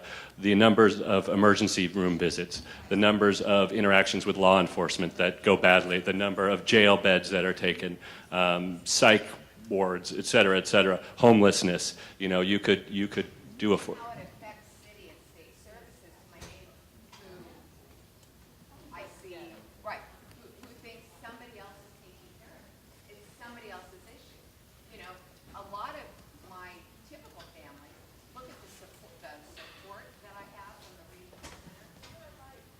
Oh, sorry. A lot of my neighbors think that all the support and services that I'm getting, right, for my 21-year-old, that their children don't get those services. Exactly. Thank you. Okay. Hi, my name is Fatal Maliti. I'm a parent. So we're talking about, when our kids age out, but the school district still has to take care of our kids and give them services till they're 22. So what can we do to make sure that our kids are set up, before they get out, before they're age 22? We advocate so hard for our kids in the IEP process, so they have a good education, and part of it is to get them ready for job skills and to be able to live out in the community. Every day I drive my kid to school from Fremont to Santa Cruz, so he can get a good education. I'll be damned if at 22 he's going to sit on the couch watching Dora the Explorer after that, So what am I going to do for my kid? Wow, that's, yeah. You're right. Well, we need to do a lot more to engage school districts on this issue. I recently was talking with a group of teachers, and they didn't even know that Employment First had passed in California. And that's not even on their radar. So, yes, a lot more advocacy, a lot more intervention at early ages. I was going to say to you, when you have really successful transition planning, very rarely does it happen. With the School for the Deaf in Fremont, they had when the parent advocated, and we were able to do really solid. Every weekend we would do supported living and work training when their son was home on the weekend. His autism, it took 2 years, but that was a school committing to a transition plan. He's transitioned successfully. He's been out in his own place for the last 10 years. But it was parents, and I know you're that passion parent that I meet, and you will make the difference. But the fear for me is there's so many parents that don't know how to do that transition planning advocacy. We need to hold our school districts' feet to the fire and say transition planning matters, because this is the rest of the story, the bigger part of the story. They're giving.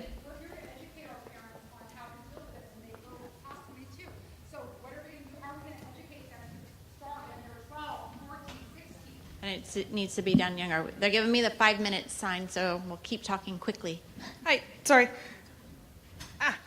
I'm Katie, and terrified of people. Hi.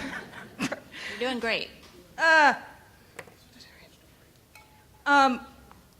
Online engaging outside help is also probably going to involve us, those that need the help, those that are socially disabled. So I'm not closing my eyes because this is terrifying. You're doing great. How do you educate us? How do you tell us that we're not just going to be garbage workers? How do you tell us we can be anything, we just have to fight for it? And how do we be heard if you get terrified and forget how to speak? Wonderful question. Wonderful question.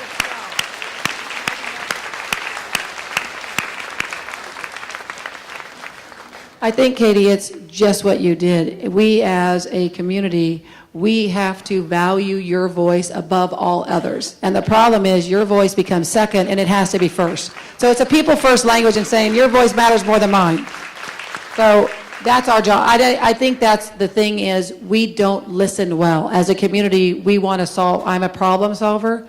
I need to listen to what you just said and said, I'm not a garbage worker. I'm a person with a voice. I'm an advocate. As family members, as providers, the people in our system are the voices that we should hear the loudest and the clearest. And many of our programs have groups for self-advocates that we encourage and that we help you get it off the ground, and we help you get members. And then we provide meeting sites and then bring other people from the community into it. So I would ask your providers. How do we begin this? Help me get this off the ground. I just wanted to give a quick statement about the self-advocates in Sacramento when we do events. The hearings and rallies and events, it is the self-advocates that are able to come, that they get the supports they need in the community to be able to come, that turn the tide every single time. People with votes listen to the folks most affected on any issue, and it's no different with this field. They are terrific. They're absolutely essential to any kind of political action. Our self-advocates that come from mainly the Bay Area and the capital area, because it's physically a little easier to get them to the Capitol than in many other parts of the state. Jackie made reference to, we had a rally that Carol McKinney was the organizer for, where we had 1,500 people that overflowed from the Crest Theater that was walking distance to the Capitol, and everybody went to the Capitol after the program inside, and we had brought out legislators to speak to them. The first reaction at the end of the day from the self-advocates is, what are we doing next? People are ready to do this. Yeah, and I would just add to that, because I haven't fit it in here somewhere, that that it's not going to be, as Sue says, the legislators. It's going to be the general public who have awareness raised. So the whole idea of not being nice anymore, and somebody's going to have to chain themselves to that bear outside of the governor's office. So we should start thinking about who wants to do that. And certainly for the last question, Speaker, we have to be the allies, as Jackie says. We have to have people with developmental disabilities and their families be the leaders. I think we have time for one more question. And I would also say your voice has to go beyond the choir. You're speaking right now to the choir. It's going out into the community. As for the impact, huge. I mean, the impact of 2035 is we're taking talented people out of the employment pool because they're going to have to stay home with their kids and care for them. That's a huge impact in innovation in our society. And as for transition, something I've been advocating for a very long time, there's a disconnect between the school system and the adult services. And adult services need to be invited into those meetings and be working with them. And also the school system needs to be working with adult services instead of siloing and saying, hey, we have a great system and it's working really great for the children, but we're not sharing that with the adult system. We're not going to tell the adult system how to continue that care into the future, how to continue the progress into the future. And that's very troublesome for me. As a provider of services, trying to break into the school system has been an absolute nightmare. Those are my comments. Dan Hogue with Las Trampas in Lafayette, California. So we're getting the hook. Can we have a wonderful round of applause for our panelists? Can I make a very, very brief question? Yeah, one more. I'm not sure if this is the right panel to ask the question from or Senator Bill. I did a back of the envelope calculation. If 2.4 million per adult individual for his or her life is the expense, and with the budget of the state of California being roughly around 100 to 120 billion dollars, as was mentioned earlier, it ends up being 0.5% of tax increase per person per year. And there are many different ways to attack that 0.5%, whether it's to shave it off of the top 10 budget eaters of the state of California, or to raise 0.5% throughout the state of California. So I just wanted to table that. 0.5%, that's all it takes. Thank you for in those order to address calculations. 2.4 million per person. Yes, thank you. Thank you so much. All right, we're going to take a brief break, and then again, to bribe you back to your seats, we'll hold a raffle at the end of the break.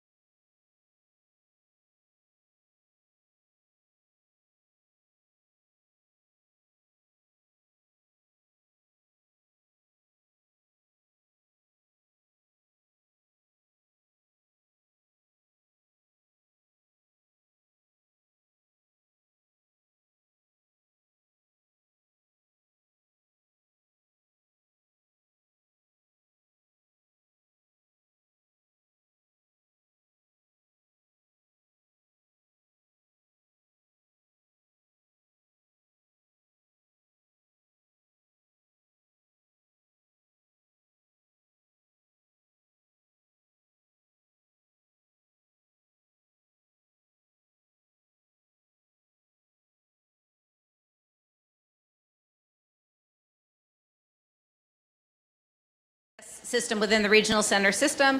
I'm happy to introduce to you Barbara Mazey.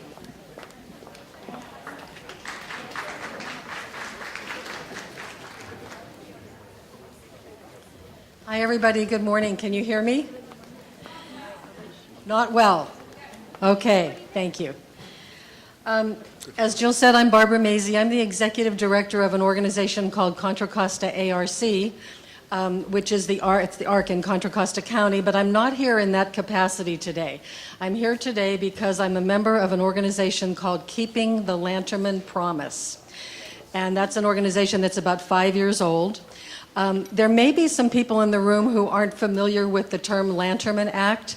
And just on that possibility, I want you to know that the Lanterman Act, that's how we refer to the law in California that is concerned with the whole field of developmental disabilities. It's part of the California Welfare and Institutions Code. We call it the Lanterman Act for short. And it's in the Welfare and Institutions Code, divisions 4.1 through 4.7.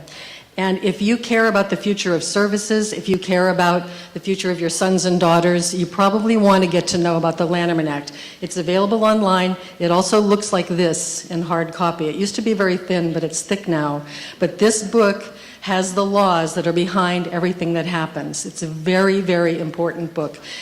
Too many people, I think, operate today based on what we know should happen and all that sort of thing. You want to know the ground that this whole thing is built in, and that's the Lanterman Act. Unfortunately, the print is small.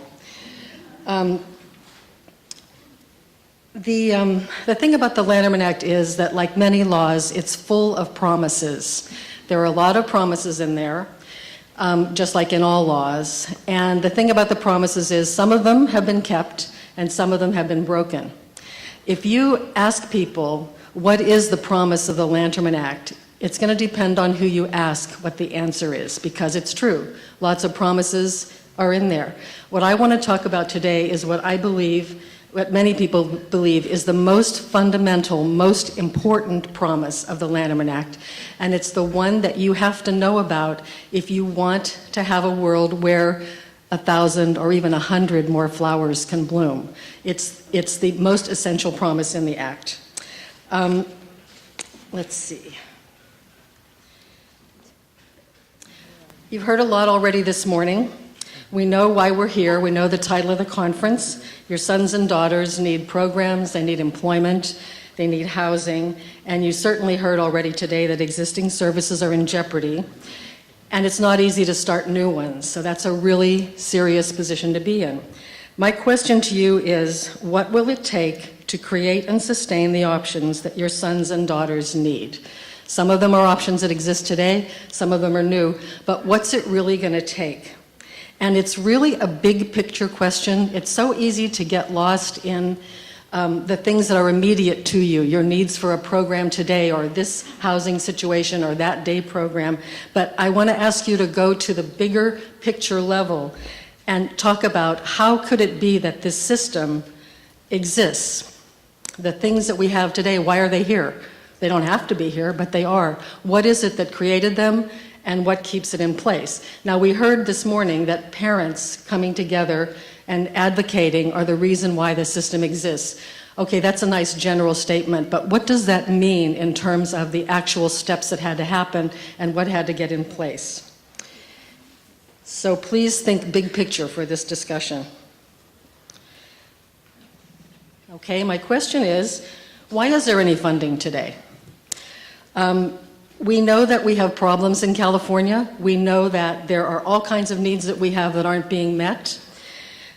But when you think about other states, you realize, in spite of all the problems that we have, we're in much better shape than a lot of other states, where all they have are federal Medicaid waiver dollars, and that's the only people that get services. I think you heard that referred to in the panel this morning. In other states, young people graduate from high school and face literally not just years but decades of waiting on waiting lists to get whatever services might be available. And they have to go and find out what's available and then wait. Why is it different in California? We're disappointed in California because the system doesn't work the way it's supposed to, but it's so much better than other states. So my question is, why is there funding? Do you think it's because it's the right thing to do, and here in California we're very progressive and we do the right thing? Is that why we have services? Is it because of our strong legislative support?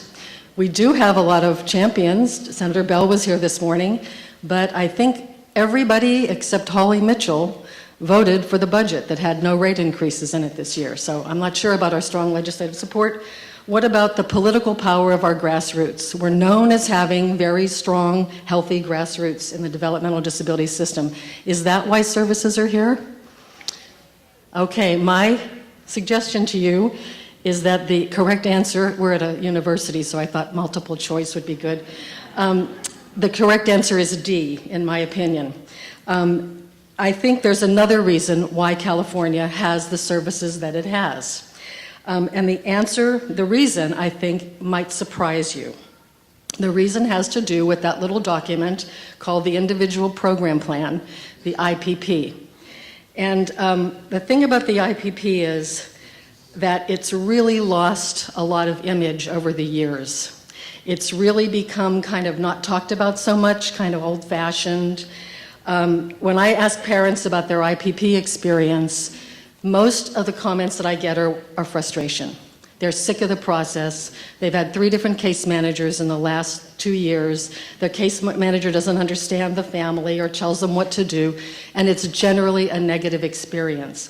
That's really sad. I mean, that isn't what was supposed to happen. We were supposed to have a wonderful system with case managers assigned from birth to the end of life that really knew your family and really advocated for your needs. It was a beautifully designed system, but it's not working too well right now. There are very real problems with it, but as the song says, sometimes you don't know what you've got till it's gone.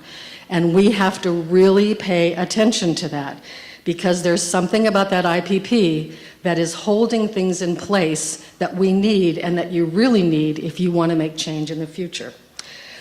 California is the only place, I was going to say in the state, it's in the state, in the nation, in the world, that has a system that was designed to have services that start from the individual. Think about what you know about how systems work. You know, governments have programs, all kinds of programs. Insurance companies have benefits.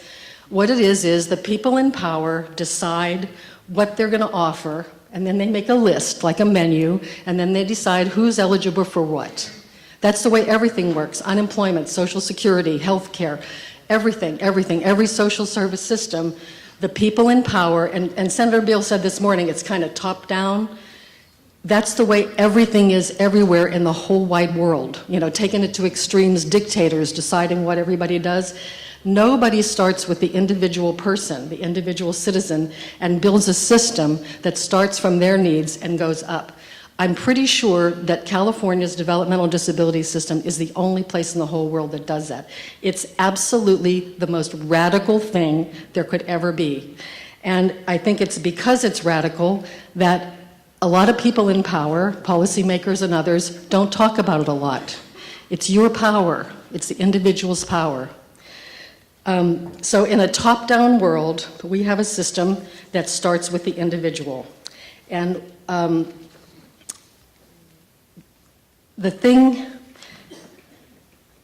that you have to know is it's that system, that idea of having an individual program plan that's consumer-driven, that really in this system is the only leverage you have. Otherwise, essentially, you're just begging. You're just hoping that the legislature will do what you want them to do. You're asking them, you're making your case. But as we've seen, you can bring tons of great information, tons of rationale. You can show the effectiveness of various services. You can prove everything, and they can say no. You know, they can just say no, and they do, and they have been of late. And sometimes they can say yes, and then you get all excited. But the power dynamics are still that way. Whose decision is this? The IPP, I'm here to tell you, is the only leverage that you have to get the services you need for your sons and daughter that are designed for them.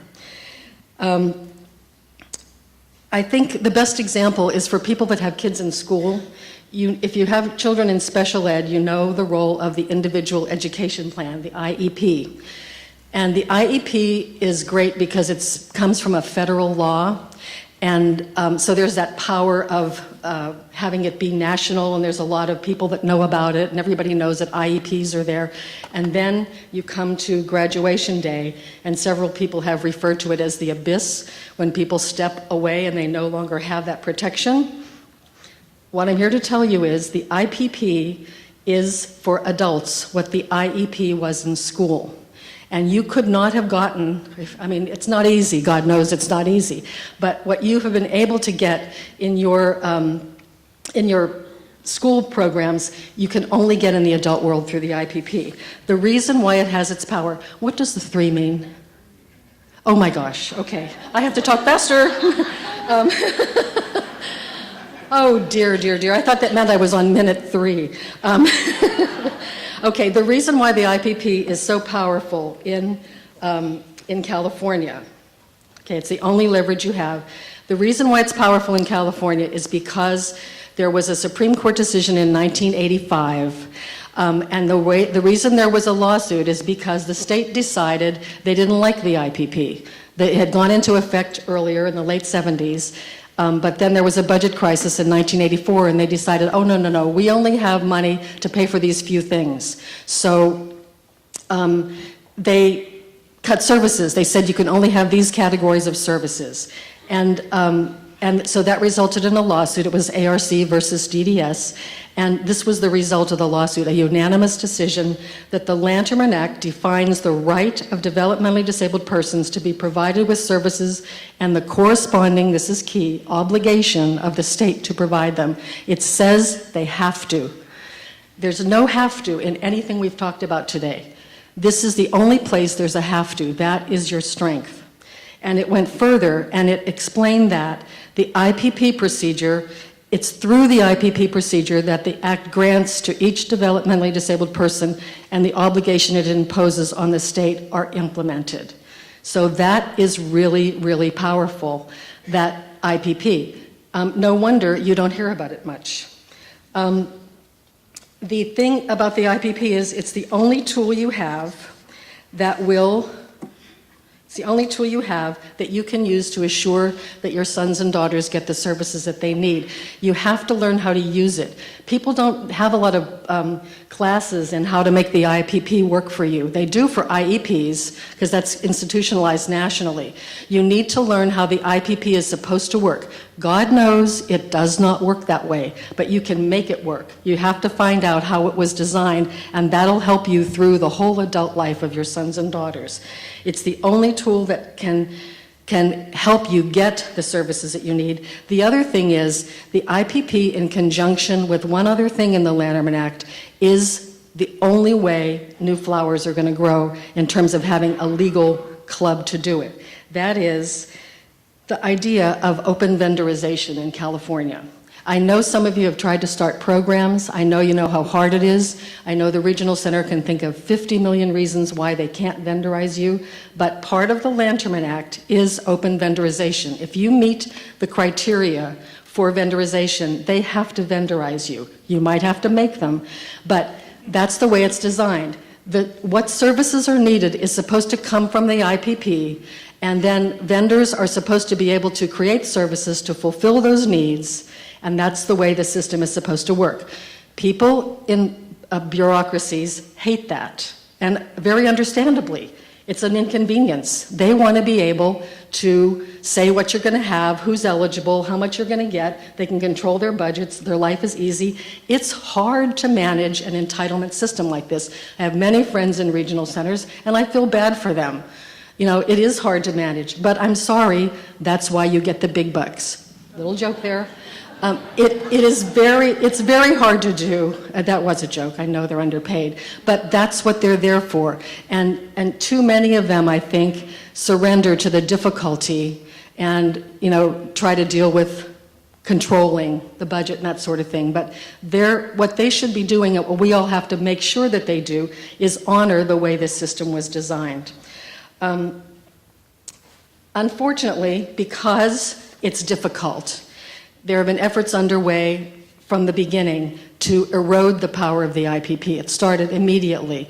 The first, actually it was when the Supreme Court decision came out. Right after that, you could see the different things happening that were trying to chip away at the power of the IPP. I like to think of it in terms of three kinds of chipping away. The first is through the budget. They try to reduce the power of the IPP through the budget. They've only accomplished that twice. The legislature can do it. The only time they've done it is when they put volumes of respite into the trailer bill that said people can only have this much respite. That was a huge, terrible thing that happened that a lot of us tried to prevent. But really, it's the first time they ever tried to mandate volumes of service. And that has to be stopped because the volume of service is supposed to be determined in your IPP with you there. So that was a bad one. The other bad one was they stopped social recreation services, and that was a categorical reduction that they're not supposed to do. So there's budget-related cutting. There's also this other way that it's chipped away, and this is hard to talk about because it's a sheep in wolf's clothing. There are wonderful ideas that people have, but what they try to do is apply that idea to everyone, as if everyone was the same. And if it's a good idea, you really want to get behind it and say everybody should have this, but ask yourself, what's it doing to the IPP? If laws get in place that apply to everybody, you're losing the individualization of the system. You're losing the individual right. And if you can do it for something you like, that means they can do it for something you don't like. So there's that difficulty with the wolf in sheep's clothing. And the third way they can undermine the entitlement and the IPP is by starving out providers through reduced rates. And that is an indirect attack. It's not a direct attack on the IPP, it's indirect, but it's just as effective because you can have a beautiful IPP. If you can't get the services, your IPP isn't worth it. So that's where most of the pressure has been, to try to starve out providers. And that's been working beautifully, unfortunately. So those are the things we have to watch for. The Lanterman Act and its promise, its fundamental promise, is only going to survive if you are vigilant, if you watch, if you look at those laws that they're trying to get passed and look for how is this going to affect the IPP. It might be something you really like, but ask yourself, how will this impact the IPP? One of the things that people are very excited about right now that Gabriel mentioned this morning is self-determination. If you're going towards self-determination, as you do that, fine, but make sure you don't lose your connection to your IPP, because that's your contract with the state. That's the thing that must be funded. The Supreme Court said that there's no issue, there's some question about how the IPP is implemented, but there's no question that it must be funded. So you can bet your booty that DDS, or more appropriately, Department of Finance, is trying to break the relationship between you and the IPP. If they can separate you, you've lost your clout. You see that? So be careful. And when laws are proposed, you have to look at them carefully and ask yourself how it will impact the IPP. Also, because we're in a university, we have homework. Okay, we have homework. Go home and read sections 4646 and 4646.5 of the Lanterman Act. It might make you cry because it shows how it's supposed to work, but it shows you what you have to fight for. And then my last comment is this organization that I'm part of, Keeping the Lanterman Promise, we have a website that you can visit. It's a totally volunteer group. We all have full-time jobs, so we can't keep everything totally together, but we do have people, some parents, some professionals, that will go around and speak to groups. If you have groups that want a presentation, and it's a 2-hour presentation that really focuses on how tools you can use to have your IPP process be more effective. So that's something you can do. And then Jill entitled this, presentation, 3 Things Every Parent and Conservator Should Know, and I thought, oh God, how am I going to keep it to 3? But I'll tell you the 3 things. Number 1 is the IPP For all of its being pushed aside and not sexy and all that stuff, the IPP is the foundation of this system and it holds it together. That's number one. Number two is learn to use it to work for your family and to be in place so that the system can grow. And number three is protect it in law. Protect it, make sure it doesn't get further eroded. If anybody tries to change those two sections of the Lanterman Act, watch it like a hawk and don't let it happen. I think that having that IPP in place and keeping it strong in law that's the ground in which flowers can grow.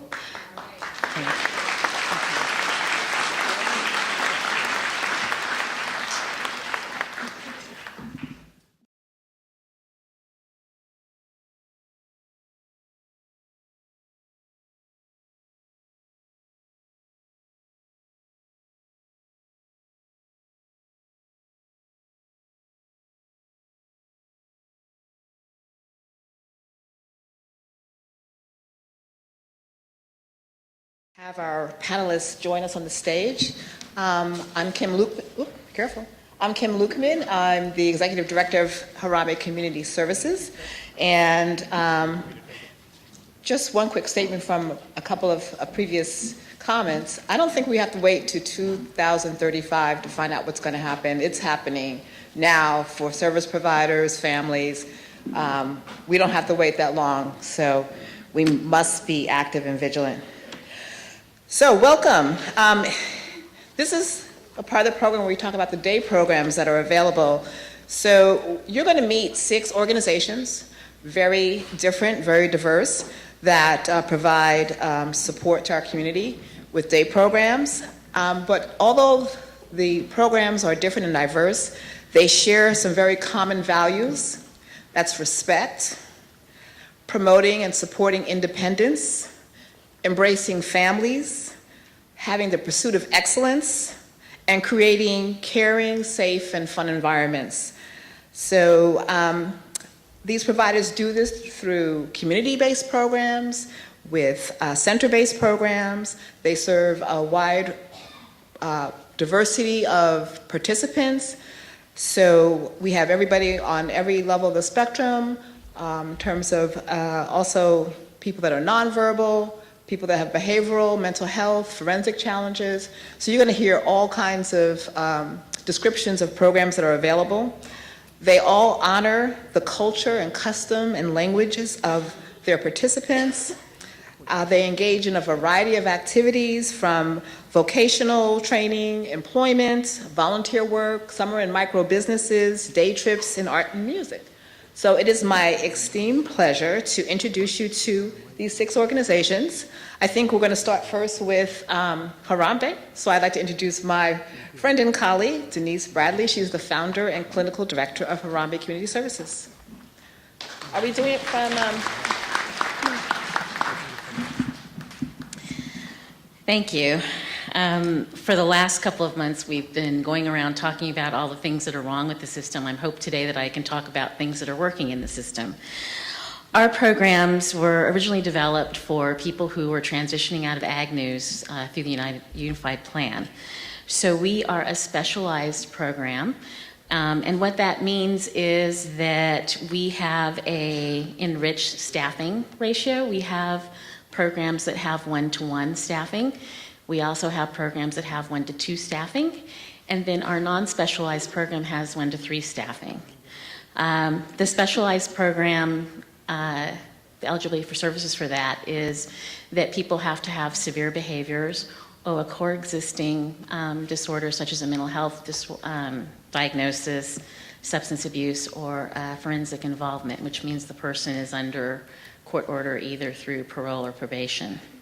Some of the behaviors that we have in our program are extreme aggression towards themselves, others, or property, severe self-injurious behaviors, extreme pica, and other challenges. Many of the people who come to our program have been kicked out of other day programs, and so sometimes we're the last stop for them. A lot of times when they've come, they've had a lot of failures. It's really our job to make sure that we create an environment that they can actually succeed in. So we've had a lot of good success in our 1-to-1 program. We have provided one-to-one services, and we call our one-to-one program custom care. It's the personification of person-centered programming because the person has one staff, and that staff can help them in whatever it is that they'd like to do. Those services are offered in-home, in residential facilities. We've also provided services to locked facilities, to skilled nursing centers, and we've also provided the services in juvenile hall. That program is vendorized by 3 regional centers, San Andreas Regional Center, Golden Gate Regional Center, and also Regional Center of the East Bay. Most of the people who are in our custom care program can transition to a less restrictive program after about 6 months or a year. So they would go into either one of our programs or another community-based program, either site-based or actual community. Some of the things that people in the custom care program do, we have some referrals where people are at home. We've had several situations where people have graduated from school. The participant is at home, having a lot of behaviors, very stressful for the parents. We can actually go into the home, get them out of the home. Usually it takes us a couple of months to do so, and builds a better life. I see I have the 3-minute mark here, so I'm going to get to my other 2 programs. We also have a 1 to 2 program that is community-based. We call that specialized community. We transition people from our site-based program, which we closed down in August, into this community-based program. They have a 1 to 2 staffing ratio, so they're paired, and usually we have 2 staff with 4 participants. And that program has kind of the same eligibility as our custom care program. And people in that program, we're working on providing behavioral supports. They volunteer. I'm a strong believer in service learning. They also have a robust recreation and social program, and many of them are now looking for jobs and doing some pre-vocational work. Our latest program, which is called Chinduza, which means explore, is a 1 to 3 program. It's pre-vocational, and so for our participants that want to work, that program is a really good alternative. One of the things that we've seen is that when you let people pursue their dreams, their wishes, the behaviors go away. If we can encourage people to do what they like to do, typically the behaviors are gone, and we don't have to spend a lot of time on quote-unquote behavior management. We spend a lot of time with social skills training and teaching people how to act in certain situations. We have a social skills group. We have 2 of them. One's called Sister Circle, one's called Men Square. And before I get booted off the stage, I wanted to give a couple of anecdotal comments about the success of some of our participants. We have people who are very aggressive, and so we teach them, instead of using their fists or their hands, to use their words. And so when we had the site-based program, one of our individuals, who I've known since she was about 14, very aggressive, comes running in my office, slams the door, and says, "I'm going to beat the," you fill in the blank, "out of her because she did such and such." And so I said, "Did you hit her?" And she said, "No." I said, "Oh my goodness, and you're here because I've been telling you, come talk to staff if something goes wrong." I said, "This is awesome." I spent so much time giving her positive reinforcement, I never heard what the problem was. And so that's a huge success for her. The second one, and I have to give an advisory, penises are involved, is a social skill group that we have where we're teaching the women to welcome the new women who are coming into our program. So I had them come up with some questions they wanted to ask the new people. We went out to lunch at a local cafe, Cafe Cerise, I'm going to say their name because they're very good to our folks. We're sitting there eating. It's time for them to ask the questions. One of the group asks the new person, "Do you have a boyfriend?" She says, "No, I just got rid of him." She says, "Why?" She goes, "His penis was too busy." And so at that point, me, the social skills instructor, spit out my iced tea on the table. I lost it. Everybody else was okay. So you can imagine what our next Sister Circle meeting was. I was the one on the hot seat. Thank you very much.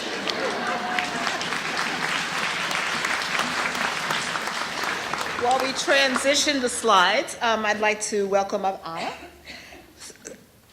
She'll be talking here from Friends of Children with Special Needs. Hold it there. You want me to play the video first? Introduce it. Good morning, everyone. My name's Anna Wang. I'm a proud mother of a young adult with autism, and I'm also the co-founder of Friends of Children with Special Needs.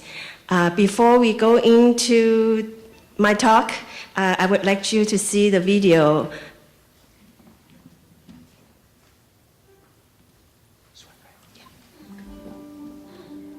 20 years ago, a young couple was told that their 3-year-old son had special needs. They were devastated, but determined. They joined together with 9 other families and started FCSN in Silicon Valley.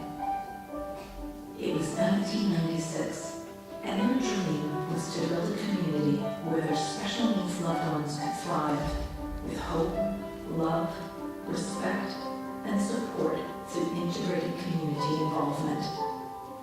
A place where the parents could learn together how to nurture and teach their special needs children as they became adults. A place that would give the parents peace of mind, knowing that someday when they were gone, their child would have a safe and loving place to grow old. Now, as we celebrate 20 years of laughter, joy, and community, we invite you to explore the possibilities of lifelong services for your special needs loved ones, with programs that range from music, arts and sports, to computers, vocational training, and even a family support program. There are programs for all ages, ranging from children to adults.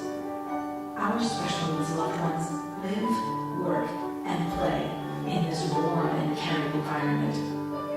They wake up every morning with purpose and develop their talent and abilities. FCSN has adapted to the needs of its individuals. As we work hard to make FCSN a universal model, we need your support. California's special needs population has doubled over the last 15 years. Funding to support this population has diminished. Currently, we serve over 800 families of children with special needs. Dare to dream? Join us. Be our friend and support us. For more information, visit us on our website, www.fcsn1996.org, and find out how you can help spread the word and make dreams become reality.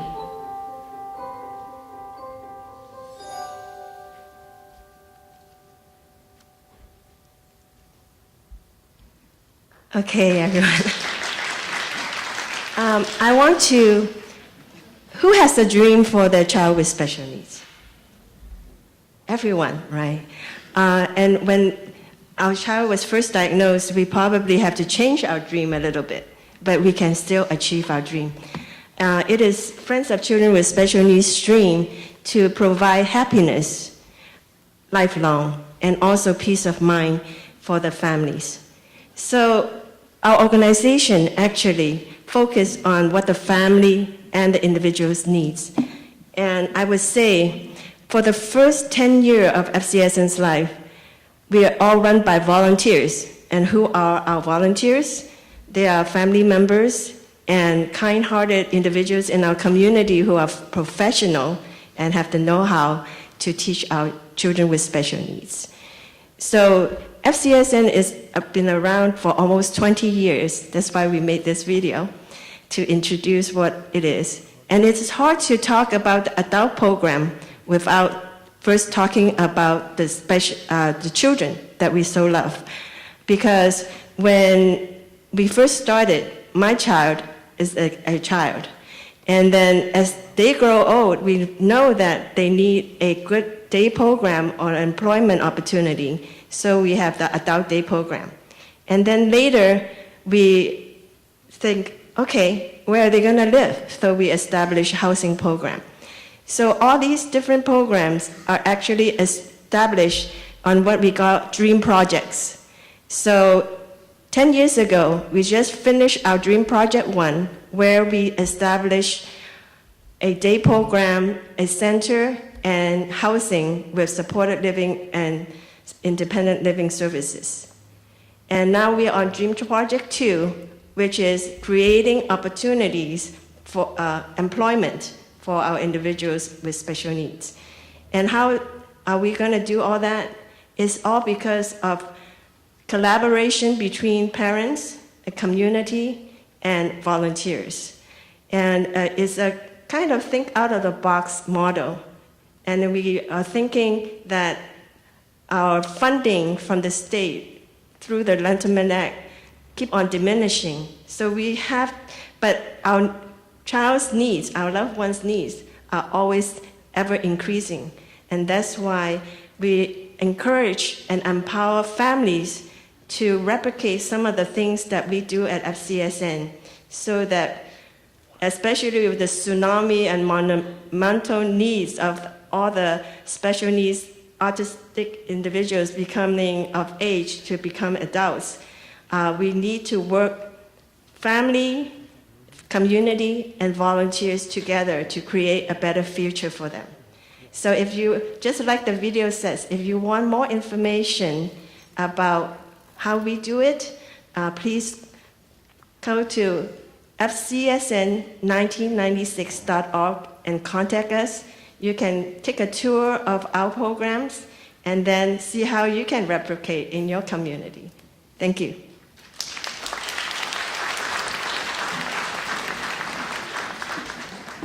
As we get the AV set up, I'd like to welcome up Brad. And Brad is from the Morgan Autism Center. Thank you, Brad. Good morning. Happy to be a part of this sample platter. I do have a few slides, so I'll wait for a moment here. So, yes, my name is Brad Boardman. I'm from Morgan Autism Center. We are located in San Jose. We're behind Valley Fair. Probably all know where that is. And we are located on a school campus. We run a school, both a school program and an adult program. And really, help me. Can I go back? How do I go back? I like that better. There we go.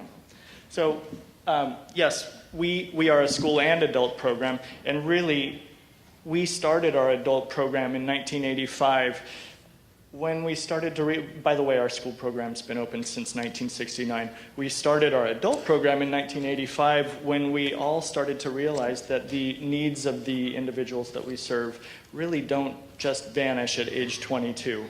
Many of the individuals that we serve will need support throughout their lives, and the adult program was a way to address those needs. We emphasize independent living skills, vocational training, functional academics, social skills. We continue to work on all of those things. Academics, whatever a child or an adult is interested in doing, we want to foster that interest and keep them learning. We have a capacity right now of 50, and unfortunately, we are bumping up against that capacity at all times. We do have a goal to expand the programming. So if any of you owns a church property or school property, please find me after the talk. I'd love to talk to you about it. We do have an initiative to expand that programming.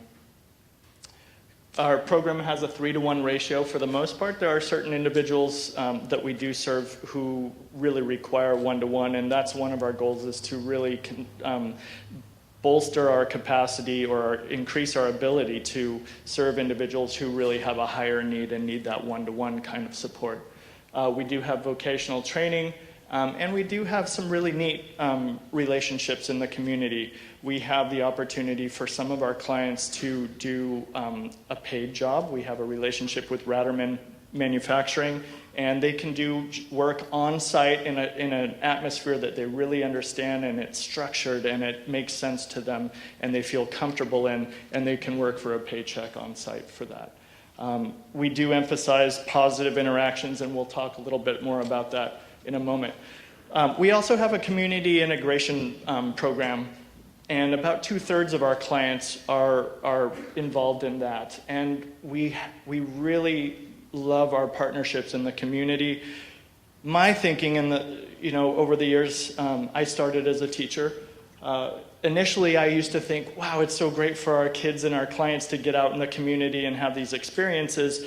But I've sort of flipped that thinking on its head now. And my belief now is that it's really good for our community, for our kids to be out there. And so we have relationships with California School of Music and Art. We have been really big on forging relationships with schools, private schools. And some great things have come out of that. We currently have some employees in our program whose first exposure to kids on the autism spectrum, adults on the autism spectrum, really came out of the partnerships that we had with their private schools when they were kids. So these kids were 6th and 7th graders, they grew up, and now they're finding this to be a very meaningful vocation to come back to and give back to. We do have great partnerships with San Jose State University. Many of our clients go to San Jose State to participate in a social pragmatics kind of program with their speech language pathology students there. And then we have other relationships with Raft and Guadalupe Park and those kinds of things. One of the things that I think really distinguishes us from other programs is that from our inception, we really designed the programming for people on the autism spectrum. So we really understand the need to create a very positive, a very structured environment, create positive routines so that we can hopefully alleviate some of the anxieties many of our clients feel and open the door for real learning. Another thing that distinguishes us, and I know some of these other programs understand this too, is that learning can take place at any time.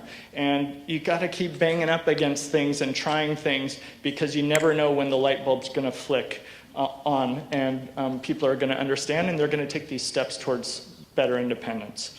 And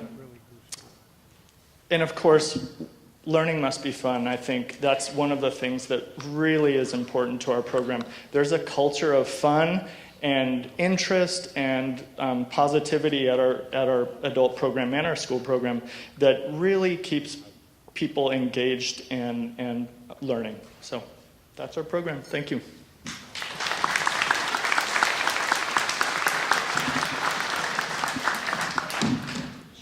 Thank you, Brad. Next, I'd like to introduce Kathy, and she's the Director of Adult Services of Day Programs at Hope. Hi, everybody. I just want to ask a question. How many of you in here still have your sons or daughter in the school system? Okay, good. That's what I thought. So I want to kind of gear my talk towards that. I work for Hope Services. I've been there for 35 years. We have a spectrum of services. We have all the way from early intervention, infant programs, to after-school programs, to adult services, to senior services. We have a counseling center. We do supported living. We do a lot of different things. We are really focusing our energies right now on designing services for people on the autism spectrum. A lot of our services at Hope, honestly, were developed 30, 40 years ago, not for people on the autism spectrum. When I was in college many, many years ago, we had one little paragraph on autism. And what my professor told me at the time is, you will probably never meet somebody with autism in your life. Okay, this was 40 years ago. Look where we're at now. Okay, was he wrong or what?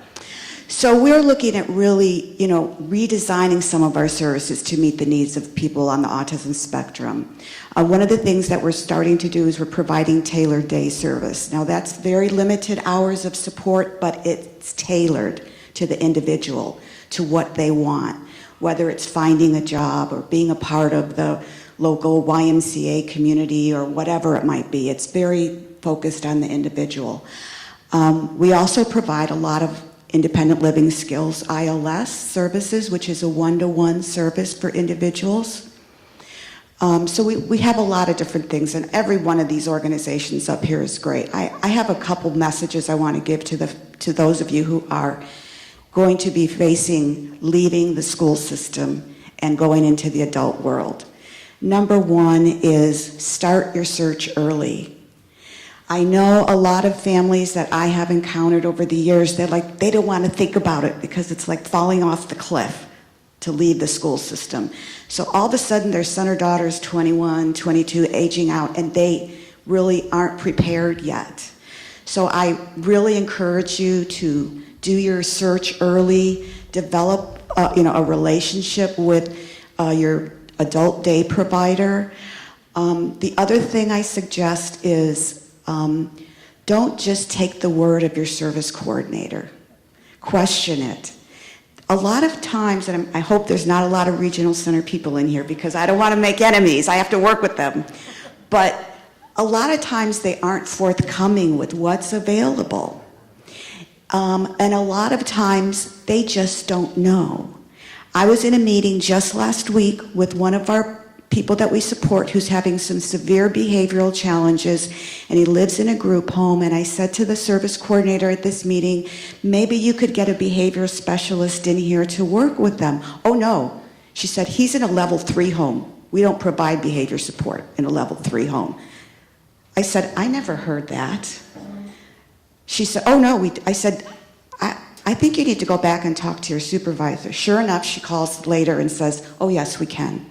We can. So sometimes you have to push, you have to question, because you're not going to always get the right information.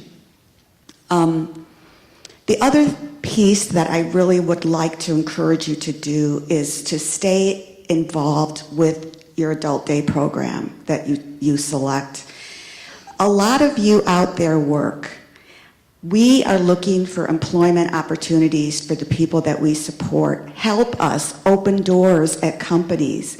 There's so many ways that you can support the success of your son or daughter by supporting and getting engaged with the Adult Day program. I don't know about the rest of these organizations, but I can tell you at Hope Services, 80% of our services lose money. 80%, because the funding has been cut, and our expenses keep going up, salaries, everything else.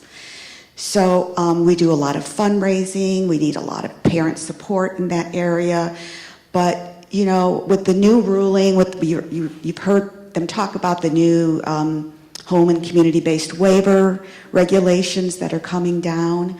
Employment is an outcome that they are looking for. People with developmental disabilities having a job and earning a wage.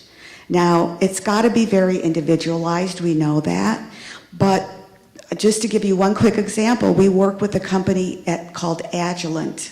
We have groups of 2 to 3 individuals with a staff that go in there and do recycling. They take care of all of their recycling. They get to use their gym. They eat lunch in the cafeteria. They're part of that company. And it's a family member that opened up that opportunity for us at Agilent. So, the quality of life of the people that we all care about, it's really on all of our shoulders. So the more that we can partner, I think the better the services are going to be. So please visit our website, www.hopeservices.org. And thank you very much. Thank you, Kathy. I'd like to welcome up Sohelia from Abilities United. We have another video here?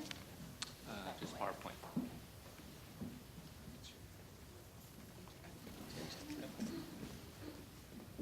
Good morning. Hello, my name is Soheila Razban, and I'm Director of Adult Services at Abilities United. I would like to thank San Francisco Autism Society for organizing this conference and bringing all of us together for this wonderful, informative, and very educational event. In today's complicated world, we all face with different and very difficult challenges for various reasons. Many of us may not be able to handle these challenges alone. To overcome these challenges, we need to have the occasions and opportunities to educate ourselves and learn about the ways and means, the resources and supports are available for us in our society in order to deal with these challenges. We are greatly thankful for San Francisco Autism Society for providing us this opportunity. Abilities United is a nonprofit organization started over half a century ago by 12 families like yourself, provide care and support for their loved ones with disabilities. Those families were truly visionary. They believed in advocacy, empowerment, and inclusion of their loved ones in the mainstream society. That was 52 years ago. Today, Abilities United provides a wide variety of services for over 2,500 children and adults with disabilities, their families, and the community. We have 20 distinguished board members, 140 dedicated employees, and 500 energetic and talented volunteers. We serve a diverse group of families in the Bay Area who have children with developmental or physical disabilities or are at the